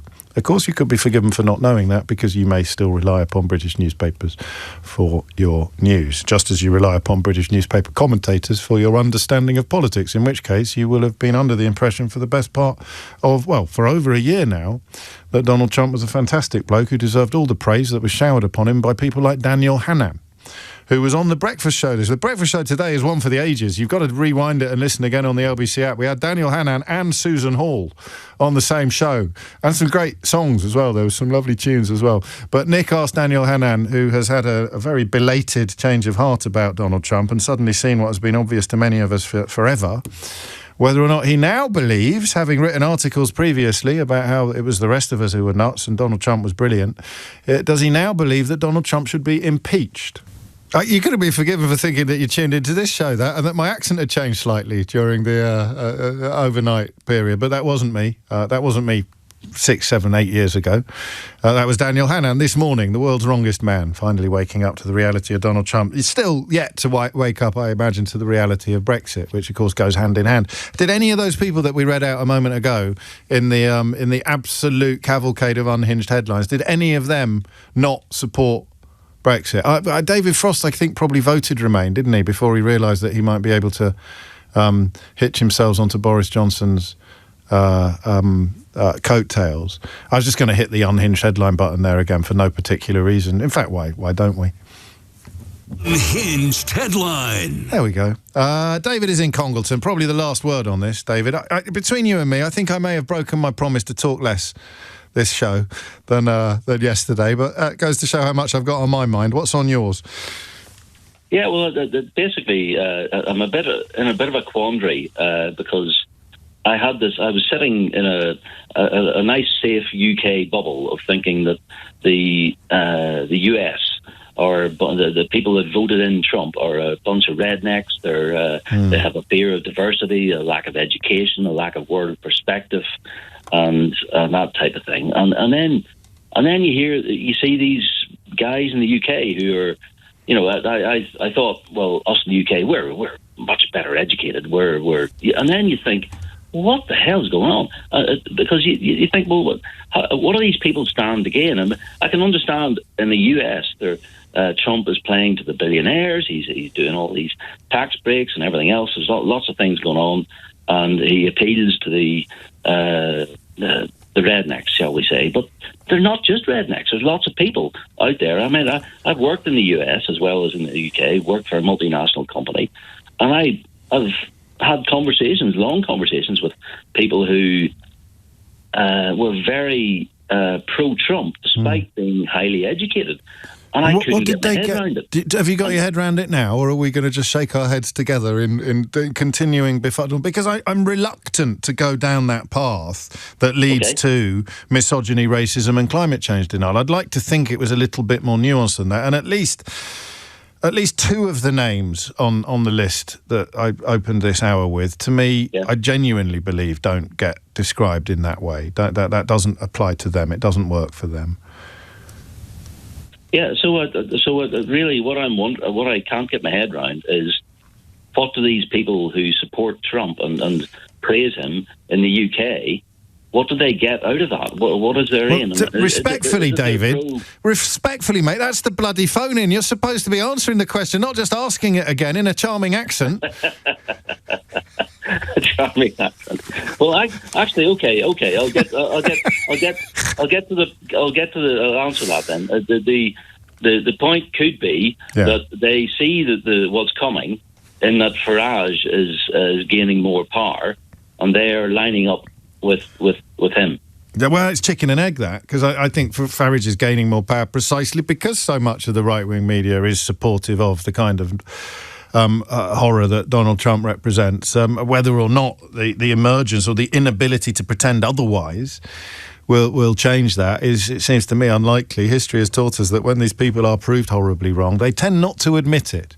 Some of them are so craven they will move effortlessly to claiming that we shouldn't be talking about it anymore. Nobody wants to talk about Brexit anymore. I wonder how long it will be before nobody wants to talk about Donald Trump anymore. Nobody wants to talk about Boris Johnson anymore. All of these people who insisted these were going to be the best things since sliced bread, and told you, of course, as newspaper readers, radio listeners, social media followers, told you Liz Truss was a genius, Boris Johnson was brilliant. Come over here, Boris, let me tickle your toes. Told you that Brexit was going to be the best thing ever. Austerity was wonderful. It looks like they've all got Donald Trump as wrong as they got everything else, but it won't affect their careers, it won't affect them at all, and that is probably down to ownership, actually, more than anything else. Simon Nixon of The Times puts it well, formerly of The Times, now writes a rather splendid Substack. He says, in the grim world of Daily Mail trained editors that now dominates the commanding heights of British mainstream journalism, what they call it is talking points, a strong opinion that will agitate and titillate rather than inform. The problem with the Daily Telegraph, of course, is that there's not an awful lot of agitation and there's far too much titillation. And he just runs through the headlines today that suggest Britain's ability to rise to this geopolitical moment is in doubt. Greenland, Trump might be wrong on Greenland, but is correct about Chagos surrender. So there again is the sound of somebody saying, yeah, all right, okay, yeah, but decision to give China its super embassy in London was unavoidable. It's desperate attempts to find talking points rather than actual substantive information and evidence persists. Natasha Clark is here, the LBC. I'm absolutely pooped. I've put in quite a shift for the last 2 hours. You really have. So I'm handing over to you. What's going to come up at PMQ? Well, I heard you at the top of 10. You've already done your predictions, so you don't need me anymore. I think you are right, James. I'm sure the Chagos Islands in some shape or form will come up due to what Donald Trump has been saying about it this week. And obviously, let's be frank, he is using it as a political tool to pressure us over Greenland. It's quite evident and it's quite transparent from his Truth Social post that that's exactly what he's trying to do. He was the one that signed off on this deal. That's crucial because, speaking of political tools, Nigel Farage might have been whispering in his ear about using this as a way to embarrass Keir Starmer. He clearly hasn't been listening very closely because his speech yesterday, he gave the impression he thought that we were getting paid for, so he doesn't understand any of it. It's perfectly possible he doesn't know he signed off on it. Perfectly possible. I can send him the link to the White House website that I was rereading yesterday. And Marco Rubio's statements about what a brilliant piece of diplomacy it was. Exactly. And genuinely, total U-turn from the US administration overnight in terms of what they are at least saying about this Chagos Islands deal, which they signed off. And again, this is the Trump playbook. And Keir Starmer has obviously decided to treat it with the seriousness that he thinks it deserves, aka, well, actually, you've signed off on it, we're just going to plough on anyway. So I think we will be hearing from him today about that.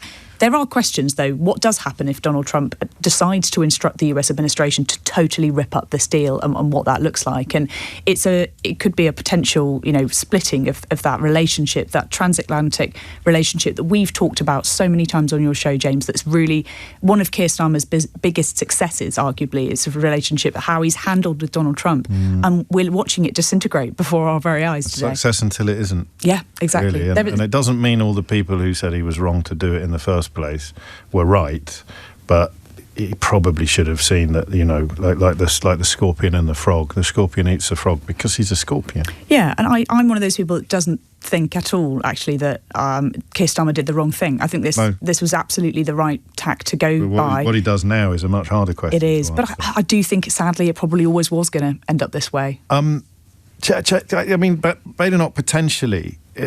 Well, we'll find out, shall we? Because here it is. Mr. Speaker, can I welcome the Prime Minister following our lead on children accessing social media? In particular, can I thank the Shadow Education Secretary, 61 Labour MPs, and the Greater Manchester Mayor for forcing him to think again. Mr. Speaker, the Prime Minister and I agree. The future of Greenland should only be decided by the people of Greenland. When the Prime Minister made this point to President Trump on Monday, did the President agree or disagree? Prime Minister. Well, Mr. Speaker, engaging constructively on international security matters hugely, particularly when it comes to security in the Arctic, and that's the context in which this discussion is going on in relation to Greenland. As we engage constructively, I have made my position clear on our principles and values. The first of those is that the future of Greenland is for the people of Greenland and the Kingdom of Denmark alone. The second is that threats of tariffs to pressurise allies are completely wrong. Mr. Speaker, we will continue to engage constructively. I've had many international calls in recent days, and the Prime Minister of Denmark is coming to the United Kingdom tomorrow for bilateral talks. But I do want to be clear with the House. I will not yield, Britain will not yield on our principles and values about the future of Greenland under threats of tariffs. And that is my clear position. Mr. Speaker, I'm very glad to hear the Prime Minister say that. We all know that the people of Greenland do not want to be ruled by America. But does he agree that just as those in Greenland should decide their own future, so should the Chagossians? Mr. Speaker, I've made out my position on Greenland absolutely clear on Monday and a moment ago. President Trump deployed words on Chagos yesterday that were different to his previous words of welcome and support when I met him in the White House. He deployed those words yesterday for the express purpose of putting pressure on me and Britain in relation to my values and principles on the future of Greenland. Mr. Speaker, he wants me to yield on my position, and I'm not going to do so.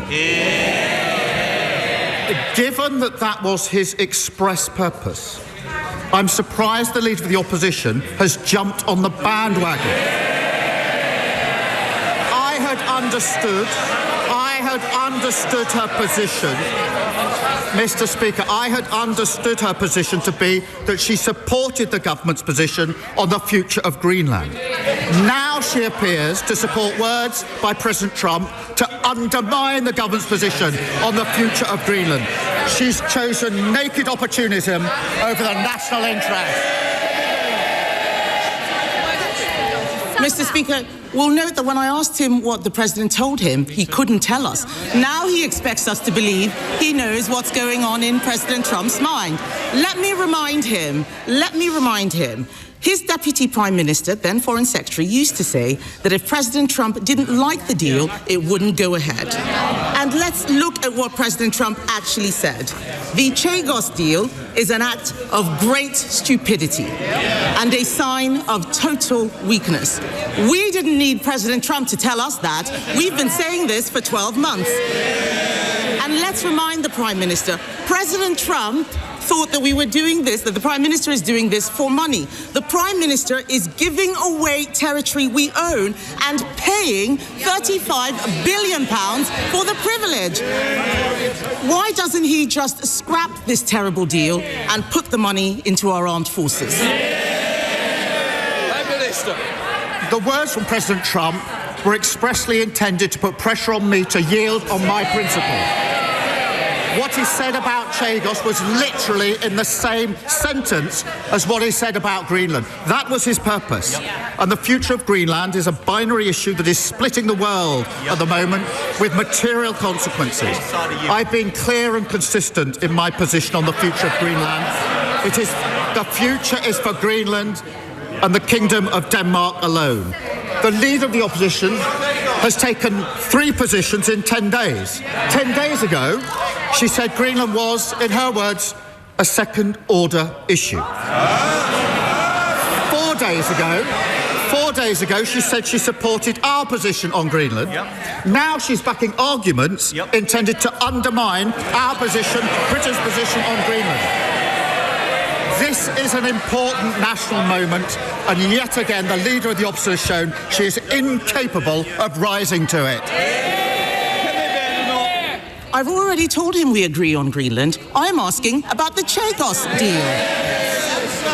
That money, that £35 billion, should go to the armed forces. Mr. Speaker, the world is changing. We are in a very different place, the most dangerous international environment since the end of the Cold War. Last week, the head of the armed forces, not me, the head of the armed forces warned that our military faces a £28 billion shortfall. Is he right? Prime Minister!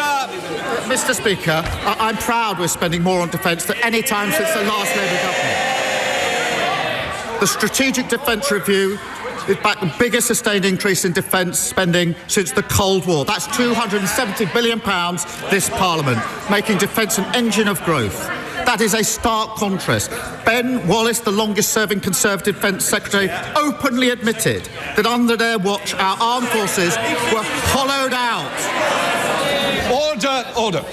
Order. Mr. Bowitt and Mr. Cartledge, it is continuous week in, week out, and there's a couple over here who will also be going out for a cup of tea with you. Please, calm it down, or you know the consequence. Prime Minister. Mr. Speaker, they shout on a Wednesday and they defect on a Thursday. The loudest shouter used to be the former Shadow Justice. We should take a note of who's shouting most loudly this week. Kevin Burnell. Mr. Speaker, the Prime Minister wants to talk about defections. Let me tell him that when I had someone undermining my party, I sacked him. If he sacked... Mr. Speaker, if he sacked...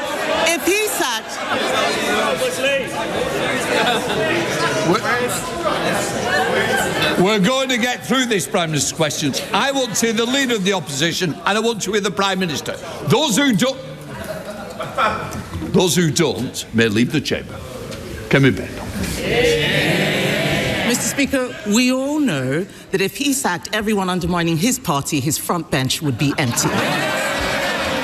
But these questions I'm asking, these questions, well, jokes aside, these questions are about our national interest. These questions are about our national interest. We support our armed forces in every possible way. Later today, my party will vote to protect our veterans from unfair prosecution. He is ordering his MPs to vote against them.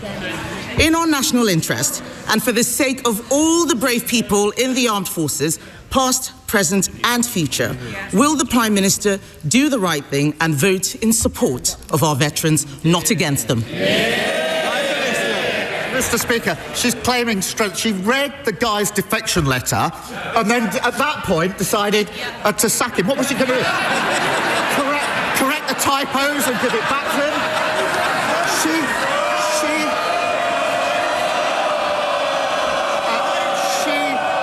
She should have sacked him when he made disgraceful comments about faces in Birmingham, and she failed to do so.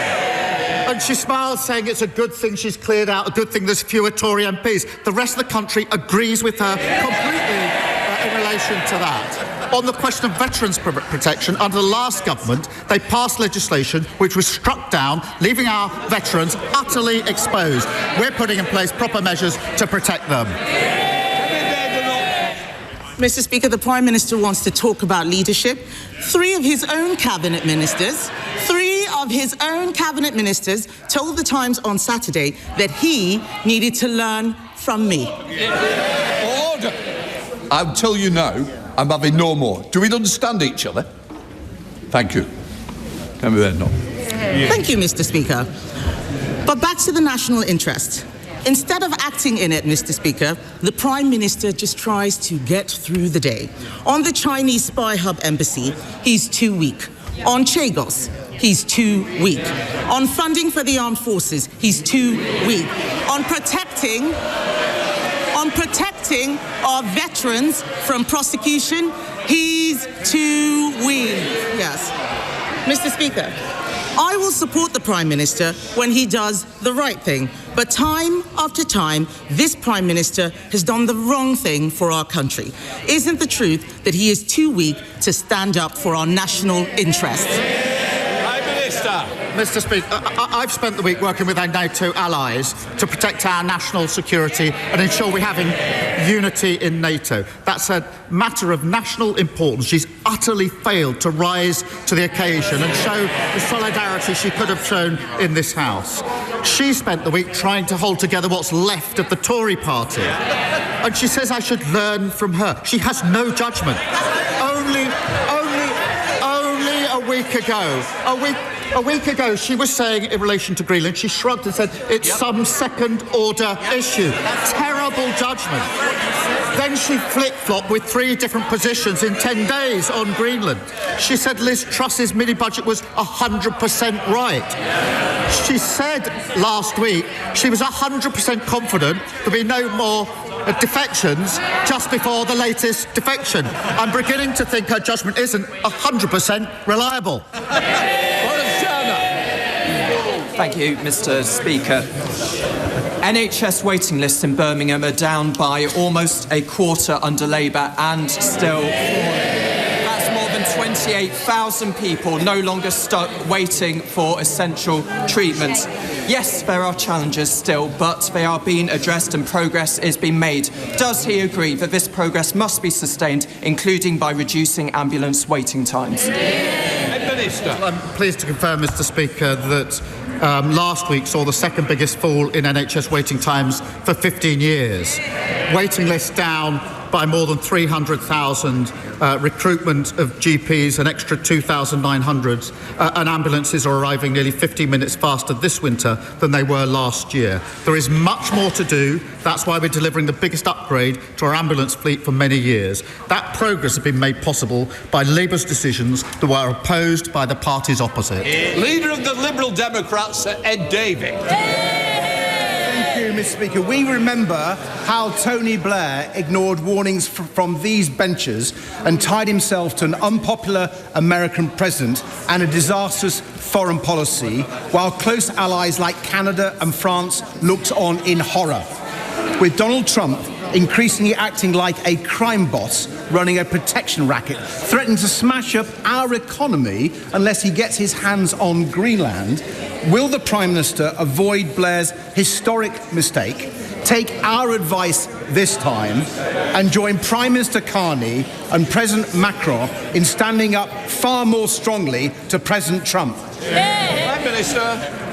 Well, he clearly isn't listening. I said I will not yield on the principles and values that I uphold, this country upholds in relation to the future of Greenland. But the relationship with the US matters, especially on defence, security and intelligence and nuclear capability, also on trade and prosperity. Mr. Speaker, whilst he's trying to get sound bites, we mustn't forget a war is raging in Europe. It is in its 4th year. The Russians are raining bombs down on Ukrainian civilians day and night. Temperatures were minus 20 in Kyiv last night. 60% is without power. People are erecting tents to keep themselves warm. We have to work with our allies, including the US, on security guarantees to make sure we can do what we must do in relation to Ukraine. Now, that does not mean we agree with the US on everything, and I've been absolutely clear on my position on Greenland and my position on tariffs, but it is foolhardy to think that we should rip up our relationship with the US, abandon Ukraine, and so many other things that are important to our defence, security and intelligence. Of course, we're not arguing that, Mr. Speaker. We're arguing he follows France and Canada, our close allies. But here's one thing that we can agree on, Mr. Speaker, that the UK strengthens our defensive capabilities, like the Prime Minister said earlier. But, Mr. Speaker, the government is going far too slow in investing in our defensive industries. It hasn't even published the defence investment plan that was promised last autumn. Correct. And that delay is putting critical industries like helicopter manufacturing based in Yeovil at risk. Putin is waging a war in Europe. Trump is threatening to undermine NATO. We have to rearm fast. So why won't the Prime Minister just get on with buying great British helicopters made in the West Country? Right, Minister. Well, Mr. Speaker, that's about the cheer across the whole country. Mr. Speaker, we are increasing defence spend to the biggest spend since the last Labour government. We are doing that because of the decisions we took at the budget in relation to the money that's available. He wants more money on defence spending. He wants it faster. What did he do at the budget? Did he stand up and say, I support this? No, he voted against it, against the measures necessary to carry out the upgrade. Steve Yem. Thank you, Mr. Speaker. Sadly, on Christmas Day... 18 minutes after 12 is the time. I thought I'd nodded off then and woken up in... whenever it was that helicopters were defining British politics. It was during the Westland period when Leon Britton and Michael Heseltine were at loggerheads with each other. But anyway, I digress. We shall return to reality after this. James O'Brien on LBC. 21 minutes after 12. Did I provide the answers to the multiple choice questions? I think I did. Anyway, Farage has got 17 breaches of the MP's code for trousering money from outside interest, and it totals about £380,000. He's not in the chamber because he's in Davos, which he's previously been describing as in language that prompted the Board of Deputies of British Jews to object to the anti-Semitic undertones when he talks about globalism or George Soros. Here's a quick test for you, Natasha, before we get stuck into PMQs. Nigel Farage, who hates Davos but is there now, has only ever praised two people for their speeches at the World Economic Forum conference in Davos. Would you like to guess who they are? Not guess, because you're the political editor. You probably remember. No, I don't think I do, actually. What are you talking about? No, I've never been to Expect your Davos. Resignation in the morning. No, sorry, please tell me. Well, one's obvious. One's obvious. Donald Trump. I was about to say, and I thought it sounded too obvious. No, but the other one, which gives you an indication of... some sort of financial hedge fund management boss. No, good call. It's worse. Okay. Congratulations to Prince Andrew for his comments at the reception he hosted in Davos supporting Britain. So there is... Gosh, that's aged well. Once that's again. aged well. Hasn't it just? My inbox suggests that was... I mean, 10-0 to Starmer. Yeah. 10-0's probably a bit harsh, but that's what my inbox is suggesting. I mean, you could hear it, couldn't you, in the chamber from the Labour backbenchers? I think that was the happiest we've seen them in a good number of weeks. Keir Starmer really showing that he can be very good at delivering an effective message when he wants to. I don't know whether he's been practising more or whether it's just something that he clearly feels far, far more passionate about. But, you know, talking about that message that he was sort of talking to it more to Ed Davey, I think, more than Kemi Badenoch about. I will not yield my position on Greenland. I am essentially all but saying I am standing up to Donald Trump. A message that I think many people across the country want to hear. Keir Starmer's been talking about how badly this tariff threat has been going down all week. And here is him sort of standing up and really making the argument, and making a very effective argument, I thought, when he's saying, you know, our trade relationship matters, but I won't yield on my principles. There are two things, and he's trying to marry them together. It's a very difficult strategy that he's got, but absolutely articulating it, I thought, really, really well there. Yes, I think I agree with you. In fact, he tripped Ed Davey up a little bit because Davey's first question was clearly going to be, will you please be more robust with Donald Trump? He was very ready. And he already had been, because I think he went further on that point about he is using Chagos, which he clearly doesn't understand, and which he not only endorsed, signed, but praised, or his people praised it. So he's using that to try to undermine the British position on Greenland, and that put Badenoch, as I suspected, as I said to you, might happen. If she hasn't got all her ducks in a row, she's going to fall apart very quickly today, and it's an indefensible position. The president is using the Chagos deal that he was very enthusiastic about to pretend that he isn't, in order to undermine Starmer's profound opposition to his Greenland ambitions, and Badenoch jumped the wrong way. Yeah, the idea that he said that he's basically using the Chagos, as we were discussing at the top there, and saying it out loud, really, and it is obvious when you do read it, isn't it? Yes. But I think people haven't really been saying it. This is exactly being used by Donald Trump in an attempt to try to pressure him to change his position. And yes, you're right. I think, there was an alternative reality where Kemi Badenoch could have lent into the idea of, I support what the Prime Minister is doing on Greenland. I support the idea of him and Britain not, giving into our principles over Donald Trump. But I still feel that the Chagos Islands and the deal around that is not the right way to go. But as ever, her tone is incredibly combative. And I was really struck by Keir Starmer at the press conference earlier this week, essentially saying, Kemi Badenoch, I really welcome your position on Greenland. I really welcome your support in this. This is a moment where we need to stand together.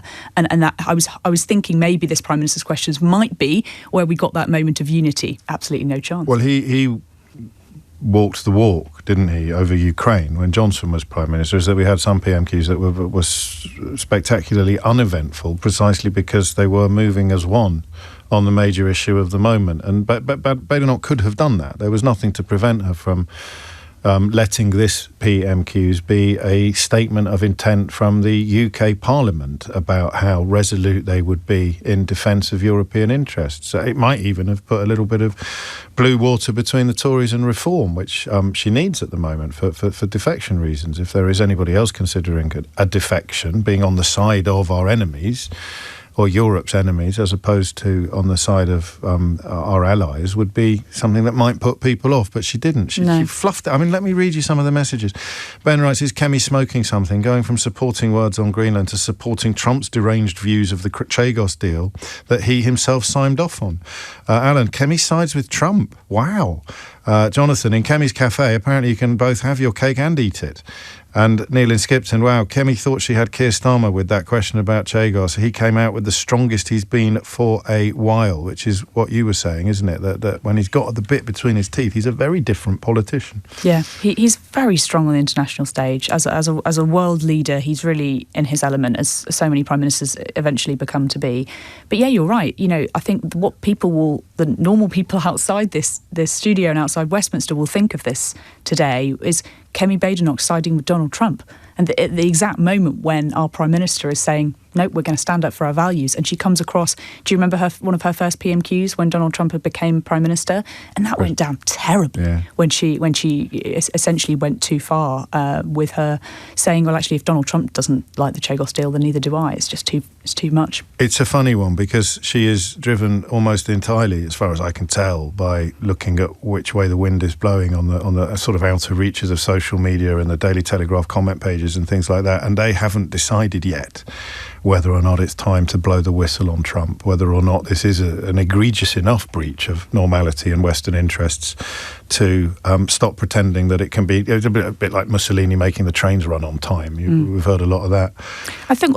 So she doesn't quite know what to do. No, she doesn't. But I think there was a way through where she could have used some of her questions about Chagos and said, well, the president has said one thing. He said one thing last year. What are you doing? What do you understand the president's position to be? And there are ways to get into the argument and saying, well, actually, we do believe that Chagos is the wrong decision. We do believe we should be spending that money on defence. And she did sort of go into that, but it didn't feel a very jointed set of questions. And I don't think it really probed Keir Starmer. And like you said, he clearly had his Weetabix. He clearly was ready to answer those questions from Ed Davey and had an incredibly strong reason for why he is pursuing this diplomatic tightrope of trying to stay close to Donald Trump, even when Ed Davey is saying, look at what happened to the last guy that tried to stick really closely to an American leader. And obviously that didn't turn out quite so well, did it? No, it didn't. Well, thank goodness she never makes any gaffes, because that would put her in incredibly tricky territory. And David, less, as for reasons we've discussed already, less impressive than some weeks, precisely because Starmer had already done the thing that Ed Davey was encouraging him to do. Yeah, we shall see. I tell you what, I had a little contretemps earlier, a friendly disagreement with one of our colleagues about whether Starmer should be in Davos or not,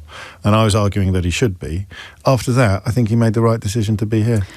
On one hand, if you thought that you could secure a meeting with Donald Trump, I think he'd be over there in a flash. Clearly, he's felt, or his team have felt, that he's not able to do that. And with Trump in such a cantankerous mood, do you get more out of staying behind and sort of talking to your allies and leaving someone else to do a bit of heavy lifting? You know, they are all in lockstep together, all these European leaders. They're talking all the time. It's not like he's not involved. But if you were to fly all the way to Davos and didn't get that meeting with Donald Trump, and looked embarrassed on the sidelines, arguably, you'd be left weak. And he has, like I say, articulated, I think, to the British public very well why he's doing what he's doing. And even if you're not talking to President Trump today, as potentially you could be, he's making that argument very, very articulate today, and is pulled out a barnstormer, hasn't he? Yes, and I suppose if you were an enemy of British interests and a great admirer of our enemies, whether it's Vladimir Putin or latterly Donald Trump, you'd be on the plane to Davos in a heartbeat. But if you thought you could actually talk to them and have a meeting with them, well, maybe Farage will, as a great admirer of our enemies. I'd be surprised. We shall see. And part of me doesn't care, but I know that we have to for professional reasons. It's 12:30. Evan Harris is in the High Court watching preparations for Prince Harry's appearance in the witness box. He'll join us at 12:45. Before that, my favourite comedian and yours, Stewart Lee, will be joining us to, among other things, address the question of how on earth you can do comedy when reality is so hilarious. But before all of that, Amelia Cox has your headlines. James O'Brien on LBC. It's 12:33. You are listening to James O'Brien on LBC. Now, I don't know if you were listening the other day, but given that we've had so many hideous unhinged headlines today, it might be nice to be reminded of one that was from a gentler context, an altogether warmer unhinged headline. But we did it properly. Unhinged headline. Her time has come. Did Mondrian owe his success to a cross-dressing lesbian artist who lived in a Cornish cove? And because I am very hilarious, I am naturally very funny, I pretended that was going to be a phone-in. So I did. Her time has come. Did Mondrian owe his success to a cross-dressing lesbian artist who lived in a Cornish cove? And then I went, 0345 6060 973. Call me now, which was a hilarious joke. But someone did call. And unfortunately, our assistant producer, Rebecca, thought that it was either a prank caller or a weirdo who described themselves as Stew in London and wanted to come on air to explain that indeed Mondrian did owe much of his success to a cross-dressing lesbian artist who lived in a Cornish cove. The British artist was called Marlo Moss. Somewhat more surprisingly, the Stew in London who rang in good faith to make this case was actually the best comedian in the country, Stewart Lee. I can only apologise. It's all right. Well, it would have seemed strange, but Lamorna, which is the cove in question, was a brilliant haven for female artists of the 20th century. Marlo Moss, as you say, was there with Gluck, the surrealist, who was an heir to the Lion's Cake fortune, a real pioneer. Laura Knight, who was the first woman ever to paint a female nude and painted it in Lamorna. And then a little bit later, Ethel Colquhoun, who I just did some of the voiceovers for the app for the Tate's Ethel Colquhoun retrospective, and I wrote the introduction to the last edition but one of her autobiography, the Living Stones. Next year I published a guided walk to the artists' residences in Lamorna in Weird Walk magazine, which you can find online. Oh yes. And later this year I'm doing a documentary with Radio 4 with the folk singer Daisy Rickman, where we walk around Lamorna and look at the artists' hideout. So actually, not only is that true, but it's an absolutely fascinating place. And if you do a little bit of reading before you get there, the whole place comes to life in 3 dimensions. Absolutely magical. Next time we see Stew in London on the switchboard, we're going to put you straight to air. Yeah, but what's the thin line between going, do you know who I am? And no, people go, no. I know. No, we don't. Yeah. Yeah, well, it's all right. Anyway. Anyway, for people who haven't seen Stewart Lee's live show, you've just had an introduction to the ease with which he encompasses an incredible range of subjects and depth of knowledge. But of course, the central thrust is politics. I mean, it is, or at least current affairs. Yeah, well, increasingly. And people, this current show, right, I started it about a year and a bit ago, and Stewart Lee versus a Man Wolf, and it was about the idea that the discourse in politics and comedy and entertainment and journalism is being taken over by belligerent authoritarian bullies. And at the time, when I started it, I could see people going, well, it's not that bad. And I've just had 2 months off it. Yeah. I've got to reboot it for the next 9 months. And now it's not bad enough. You know, I need to ramp up. In the second half, I become a sort of right-leaning American libertarian werewolf stand-up comedian who would love Trump and Charlie Kirk and all that sort of thing. And really, I need to go through it because the things that character is saying at the moment are not as awful as the things that are being said. You get overtaken by reality. Which again, you could be forgiven. Well, I don't think we did see it coming, did we? No. You presume that you've reached close to the bottom. Yeah. And then they dig another basement. Yeah, but what we've got to accept is that all those things where people say he doesn't mean it is that he does mean it. And what I don't understand, and what I want to try and talk in the show is, like, in December, Trump said that American foreign policy was now to destabilise European democracies and use propaganda and funding to put far-right governments in place. And we just kind of carried on as if that... Oh, don't worry about what he says, worry about what he does. But and now he's shown that's not enough. He's threatening military action to do exactly that. And so really we need to act like we're in a war, and we need to stop the fact that Palantir controls all our military information. And I'm going to make that idea hilarious whilst wearing a werewolf costume and a prosthetic penis. That's not a spoiler, is it? I hope. No, not really. But it's in a lot of the reviews. It has been mentioned. I've seen it twice, and I was wondering when I saw that you were coming back. First for a good stretch at the Alexandra Palace. Yeah, 2 weeks in February. From the 3rd of February. I did wonder how much of a change you will make. So is it tinkering at the edges, or do you sit down with it? I think the beginning of the first half, where I sort of set up what's happening in the world, will need to be. Because when I wrote it 12 months ago, a thing people thought was funny was that Keir Starmer was a bit boring. You know, how long ago is that, now that we're in this crisis? I need to set that up differently. And then the second half, really, where there are these variety of types of American voices or of right-leaning libertarian voices, needs to be ramped up. But Trump's given me some great lines, like, the only constraint is my own morality. I think is a really funny one that you can drop in. It's sort of like, like when a comedian would do a bad taste joke and go, it's just a joke, I'm only joking. The only constraint is my own morality is a really great sort of uptown, upscaled version of that. So it's just looking at what he says, really. And I think the weird thing is, some shows you worry that they're running away from you. I had one on the go for a couple of years about Brexit and Boris, and the whole plot line was about that, and it kept looking like he was going to be sacked or quit. And every time he wasn't sacked and didn't quit, I was sort of punching the air because I still had another 3 months of the tour. And whereas this one, the current affairs have rushed towards it, and I think people will find it comforting at the very least, because there is a terrible sense that no one's really talking about this. You are, but most people aren't talking about it in a drastic enough way. You do find people deriving great comfort just from the knowledge that they're not going mad, and other people are seeing things as clearly as they are. And there's a lot of us. It's just that we're not very well represented in the sort of high-profile platform. Well, most of the headlines this morning are about the internal disputes of the Beckham family. Yes. You know, which is we may have done half an hour on that yesterday, Stuart. Right. So keep it. Okay, but yesterday, it's a living. Yesterday, yes, okay, was a different. Yesterday seems a million years away already, doesn't it? Yes, it does.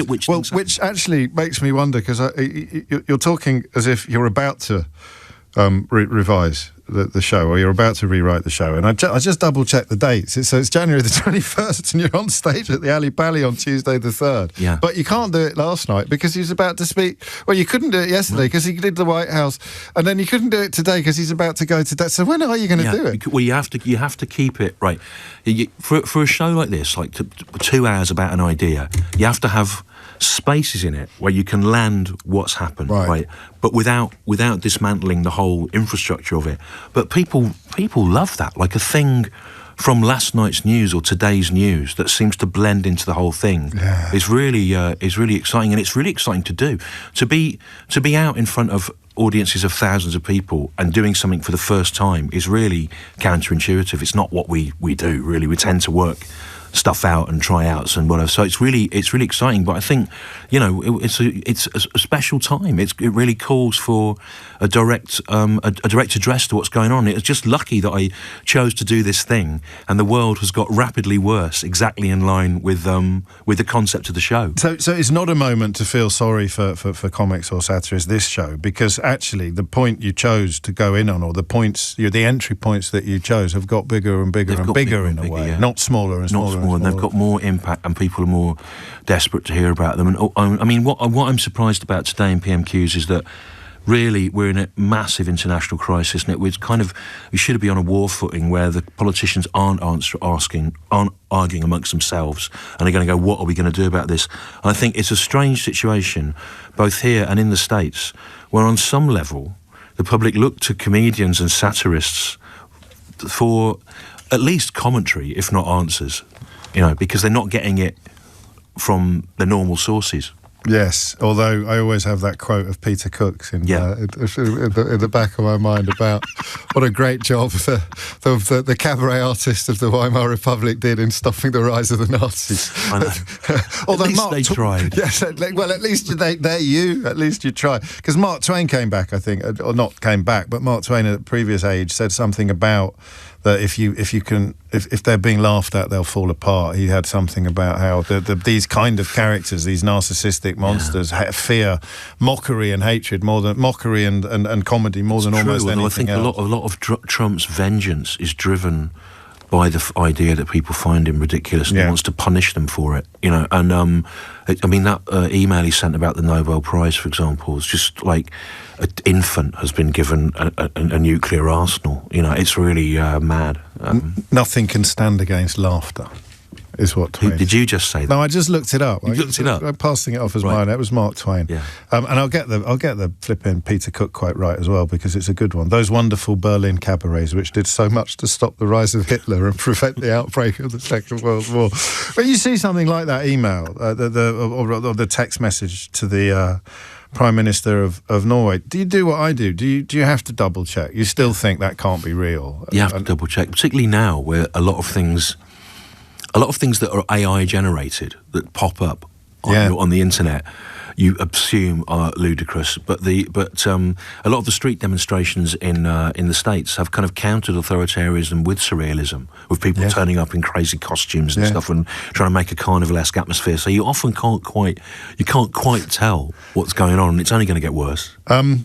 You're spending the best part of the year now with Stewart Lee versus the Man-Wolf. Yeah. What I mean, I know you can't answer this question substantively, but the show, by the time you finish off in Chelmsford at the end of November, on the 13th of November, how different will that show be for people who don't watch much live comedy or follow you particularly? How different will that show? It depends how different the world is. It's that simple. It depends how different the world is, yeah. And I mean, it's weird because the more chaotic it gets, the funnier it will be, and I will profit from that like a horrible vulture circling over the rotting corpse of international relations as they decompose. Good for business, bad for the soul. That's right, yeah. There it is. Stewart Lee at the Alexandra Palace, as I say, from Tuesday the 3rd of February, and then on the road. You can get the full details at stewartlee.co.uk. Can they get tickets there as well? Yes, in fact, make sure you go there and don't get scalped by anyone. So go direct to source. Go to the organ grinder, Stewart Lee, LWE.co.uk versus the Man-Wolf. I say break a leg. Thanks. But not a prosthetic penis. It's 12:45. James O'Brien on LBC. It is 12:48 and you are listening to James O'Brien on LBC. Prince Harry, the Duke of Sussex, in the High Court today, pursuing his case against the Daily Mail newspaper and their parent company. We need to catch up first, I think, with what happened yesterday, and then we'll move on to what has been happening this morning. Happily, we're joined once again by Dr. Evan Harris, the former Liberal Democrat MP, former director of the Hacked Off campaign, and nowadays a member of the claimant's legal team. He has been in court this morning, and indeed yesterday, and will no doubt be throughout the proceedings. So do you want to give us a quick roundup of what happened yesterday, Evan, if that's all right? Yes, so this week has been opening statements, and 3 days were set aside, 1.5 days for the claimants, that's David Sherburne, who took 20 minutes short of his 1 1.5 days, and 1.5 days for the defendant to give their evidence. What I then found was, what we then discovered was that after 1.5 hours, Associated stopped their opening and said, look, it's all in written submissions. We don't actually, I've just found I don't need 1.5 days. That meant that Prince Harry, who was due to give evidence on Thursday, was going to be asked to bring it forward a day, perhaps to disrupt his preparation, perhaps to disrupt his plans. So might be considered a sneaky trick, but it doesn't seem to have fazed him at all. And he came on to the witness box, therefore a day earlier than it was expected, and started at 11:30 this morning. What did we hear in the opening statements yesterday? Give us a flavour of who is accused of what? Well, because I know journalists were named in court yesterday, weren't they? Yes, well, in the claimant's opening statement, which was Monday and half of yesterday, David Sherborne laid out the scope of the case. And so he first talked about the various private investigators, around a dozen of them, that he said were used habitually by the Mail, and in particular by some of the journalists bylined on these articles, or who were the desk heads, the news editors if it was the news desk, or the showbiz editor if it was the showbiz desk. And that, he said, goes to the propensity of these journalists to use private investigators for stories, to obtain private information where those stories contain that private information. Now, it has to be remembered that all this is completely denied by Associated. He then went on to outline some of the claims, giving example articles, because there's altogether about 40 articles between the 6 claimants. But he went through in order: Baroness Lawrence, Prince Harry, Elton John and David Furnish, Elizabeth Hurley, Sadie Frost and Sir Simon Hughes, setting out what their claim was and giving examples of the private information that was there, and the way that there was no, as far as the claimant was concerned, no lawful way that information could have been obtained, and then showed documents that he said were suggestive that this was obtained unlawfully and or through private investigators. Again, none of these articles are admitted as having come from unlawful information gathering from Associated. And then the final thing he did was address an important part of Associated's case, which is that the claimants have brought this too late. So regardless of whether we're guilty, which they deny, in any event it's too late, because you've got to bring your claims within 6 years of the article appearing, or at least being given the facts that would enable you to say that this was unlawfully obtained. And the claimants say that they didn't know these facts until they were given information within the last 6 years that this was unlawfully obtained. And Associated's case is, come on, you knew earlier, you could have known and could have made inquiries, and that's going to be an important part. And the claimants say they didn't know any earlier, because most of these articles were from 20 years ago, because this was always denied by the Mail, including at the Leveson inquiry. And the Mail say you shouldn't have believed the denials by Mr. Dacre at the Leveson inquiry. We discussed this previously, I think, James. Yeah. You were wrong to believe it, even though it's true. What Mr. Dacre said, you were wrong to believe him. And David Sherborne, and we've had this in the Mirror and the news group as well, News of the World. And David Sherborne described it as an unattractive position, because it's not clear whether Mr. Dacre now wanted to be believed or not believed. But it is a legitimate legal approach for them to take. And David Sherborne spent yesterday morning saying why it is that they couldn't have known, didn't know and couldn't have known earlier. And that will be a matter that the judge will have to decide. And that brings us to today, and the appearance a little earlier than scheduled, as you say, but I think it's probably fair to say that if there were some sneaky tactics being deployed here, they'd probably misfired, because Prince Harry's been preparing for this moment for years, not hours. How is he getting on? What has been happening so far? I can't talk about his preparation, but it doesn't appear to be flustered by the occasion. Now, he's given evidence before in the Mirror trial, so this isn't his first rodeo. Nevertheless, it's not. I don't think any of the claimants are particularly looking for. Well, you'd think claimants wouldn't be looking forward to giving evidence. He gives the impression that he wants his day in court, and I think it will only be a day. Right. And he has been, I think it's fair to say, and I'm speaking now objectively as an observer, he's been feisty. Right. The counsel for Associated, Anthony White, KC, has been polite. He's not some sort of demon cross-examiner. It's not his style. And Prince Harry has politely and firmly pushed back, and indeed has, made comments about the case that the judge says that really are best for his counsel to argue. So clearly, Prince Harry's very eager to argue his case as well as answer the questions, and that's clear. But I don't think, again, I'm speaking from I'm trying to be objective. It doesn't appear that there's been any big blow landed, but we'll see how the Daily Mail and their clients in the press report it. But it seems to be, no blows landed. Well, they can put in quotes, anything that, as we saw this morning with quotes from the Mail's own statements being put in headlines with quote marks around them in the newspaper coverage. What's his goal then? If we were to sort of break down what the Duke of Sussex seeks to achieve today, what would you say that was? Well, he wants to make sure that his evidence is clear and consistent with his written evidence, so that's what all claimants wish to do. And it's a sort of solo job because the legal teams aren't allowed to coach witnesses as to what they should answer. They have a witness statement, and then questions around that by a very intelligent and skillful counsel. And so the claimants, there's two things. The claimant's position mainly relies on documents, right? Because there's no taped admission from journalists. There's no video footage. A lot of the case is inferential.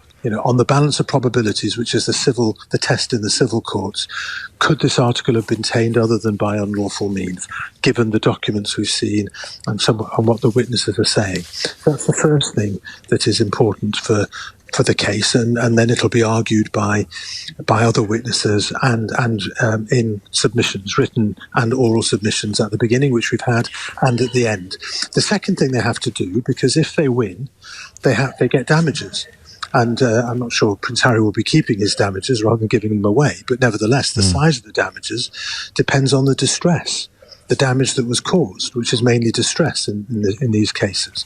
And so there's no prizes for sort of being stoic, even if he is, because it's quite clear, if you've read the autobiography and heard some of his interviews, that he felt that his growing up and his private life has been damaged by the scrutiny of the press, and that comes with the job. He says he accepts, but not when they resort to unlawful means and then lie about it, in his view. Again, denied by Associated. Going back, of course, to, as I think he said in court, or at least in the witness statement, going back to 1997 when I was 12 years old, following the death of my mother and her treatment at the hands of the press. I've always had an uneasy relationship with them. We're going to run out of time. Do we know when Dacre will be in the box? I think in early February. He's going to be the first of Associated's witnesses, and so I think it'll be around mid-February. I don't think Valentine's Day, but I'll keep you posted. And finally, Dr. Evan Harris, I guess Associated's job is to prove that the stories came from sources that were not unlawful, and that involved yesterday claims that it may have been dead people that told them the things that they managed to print about the Duke. Well, I wouldn't put it as in such a partisan manner. They say that they had legitimate sources. It so happens that some of those legitimate sources are unable, short of Ouija boards, to defend themselves against the claims that they were loose-lipped. But it's certainly not the case that all their claimed sources are deceased. Some of them are confidential and unknown.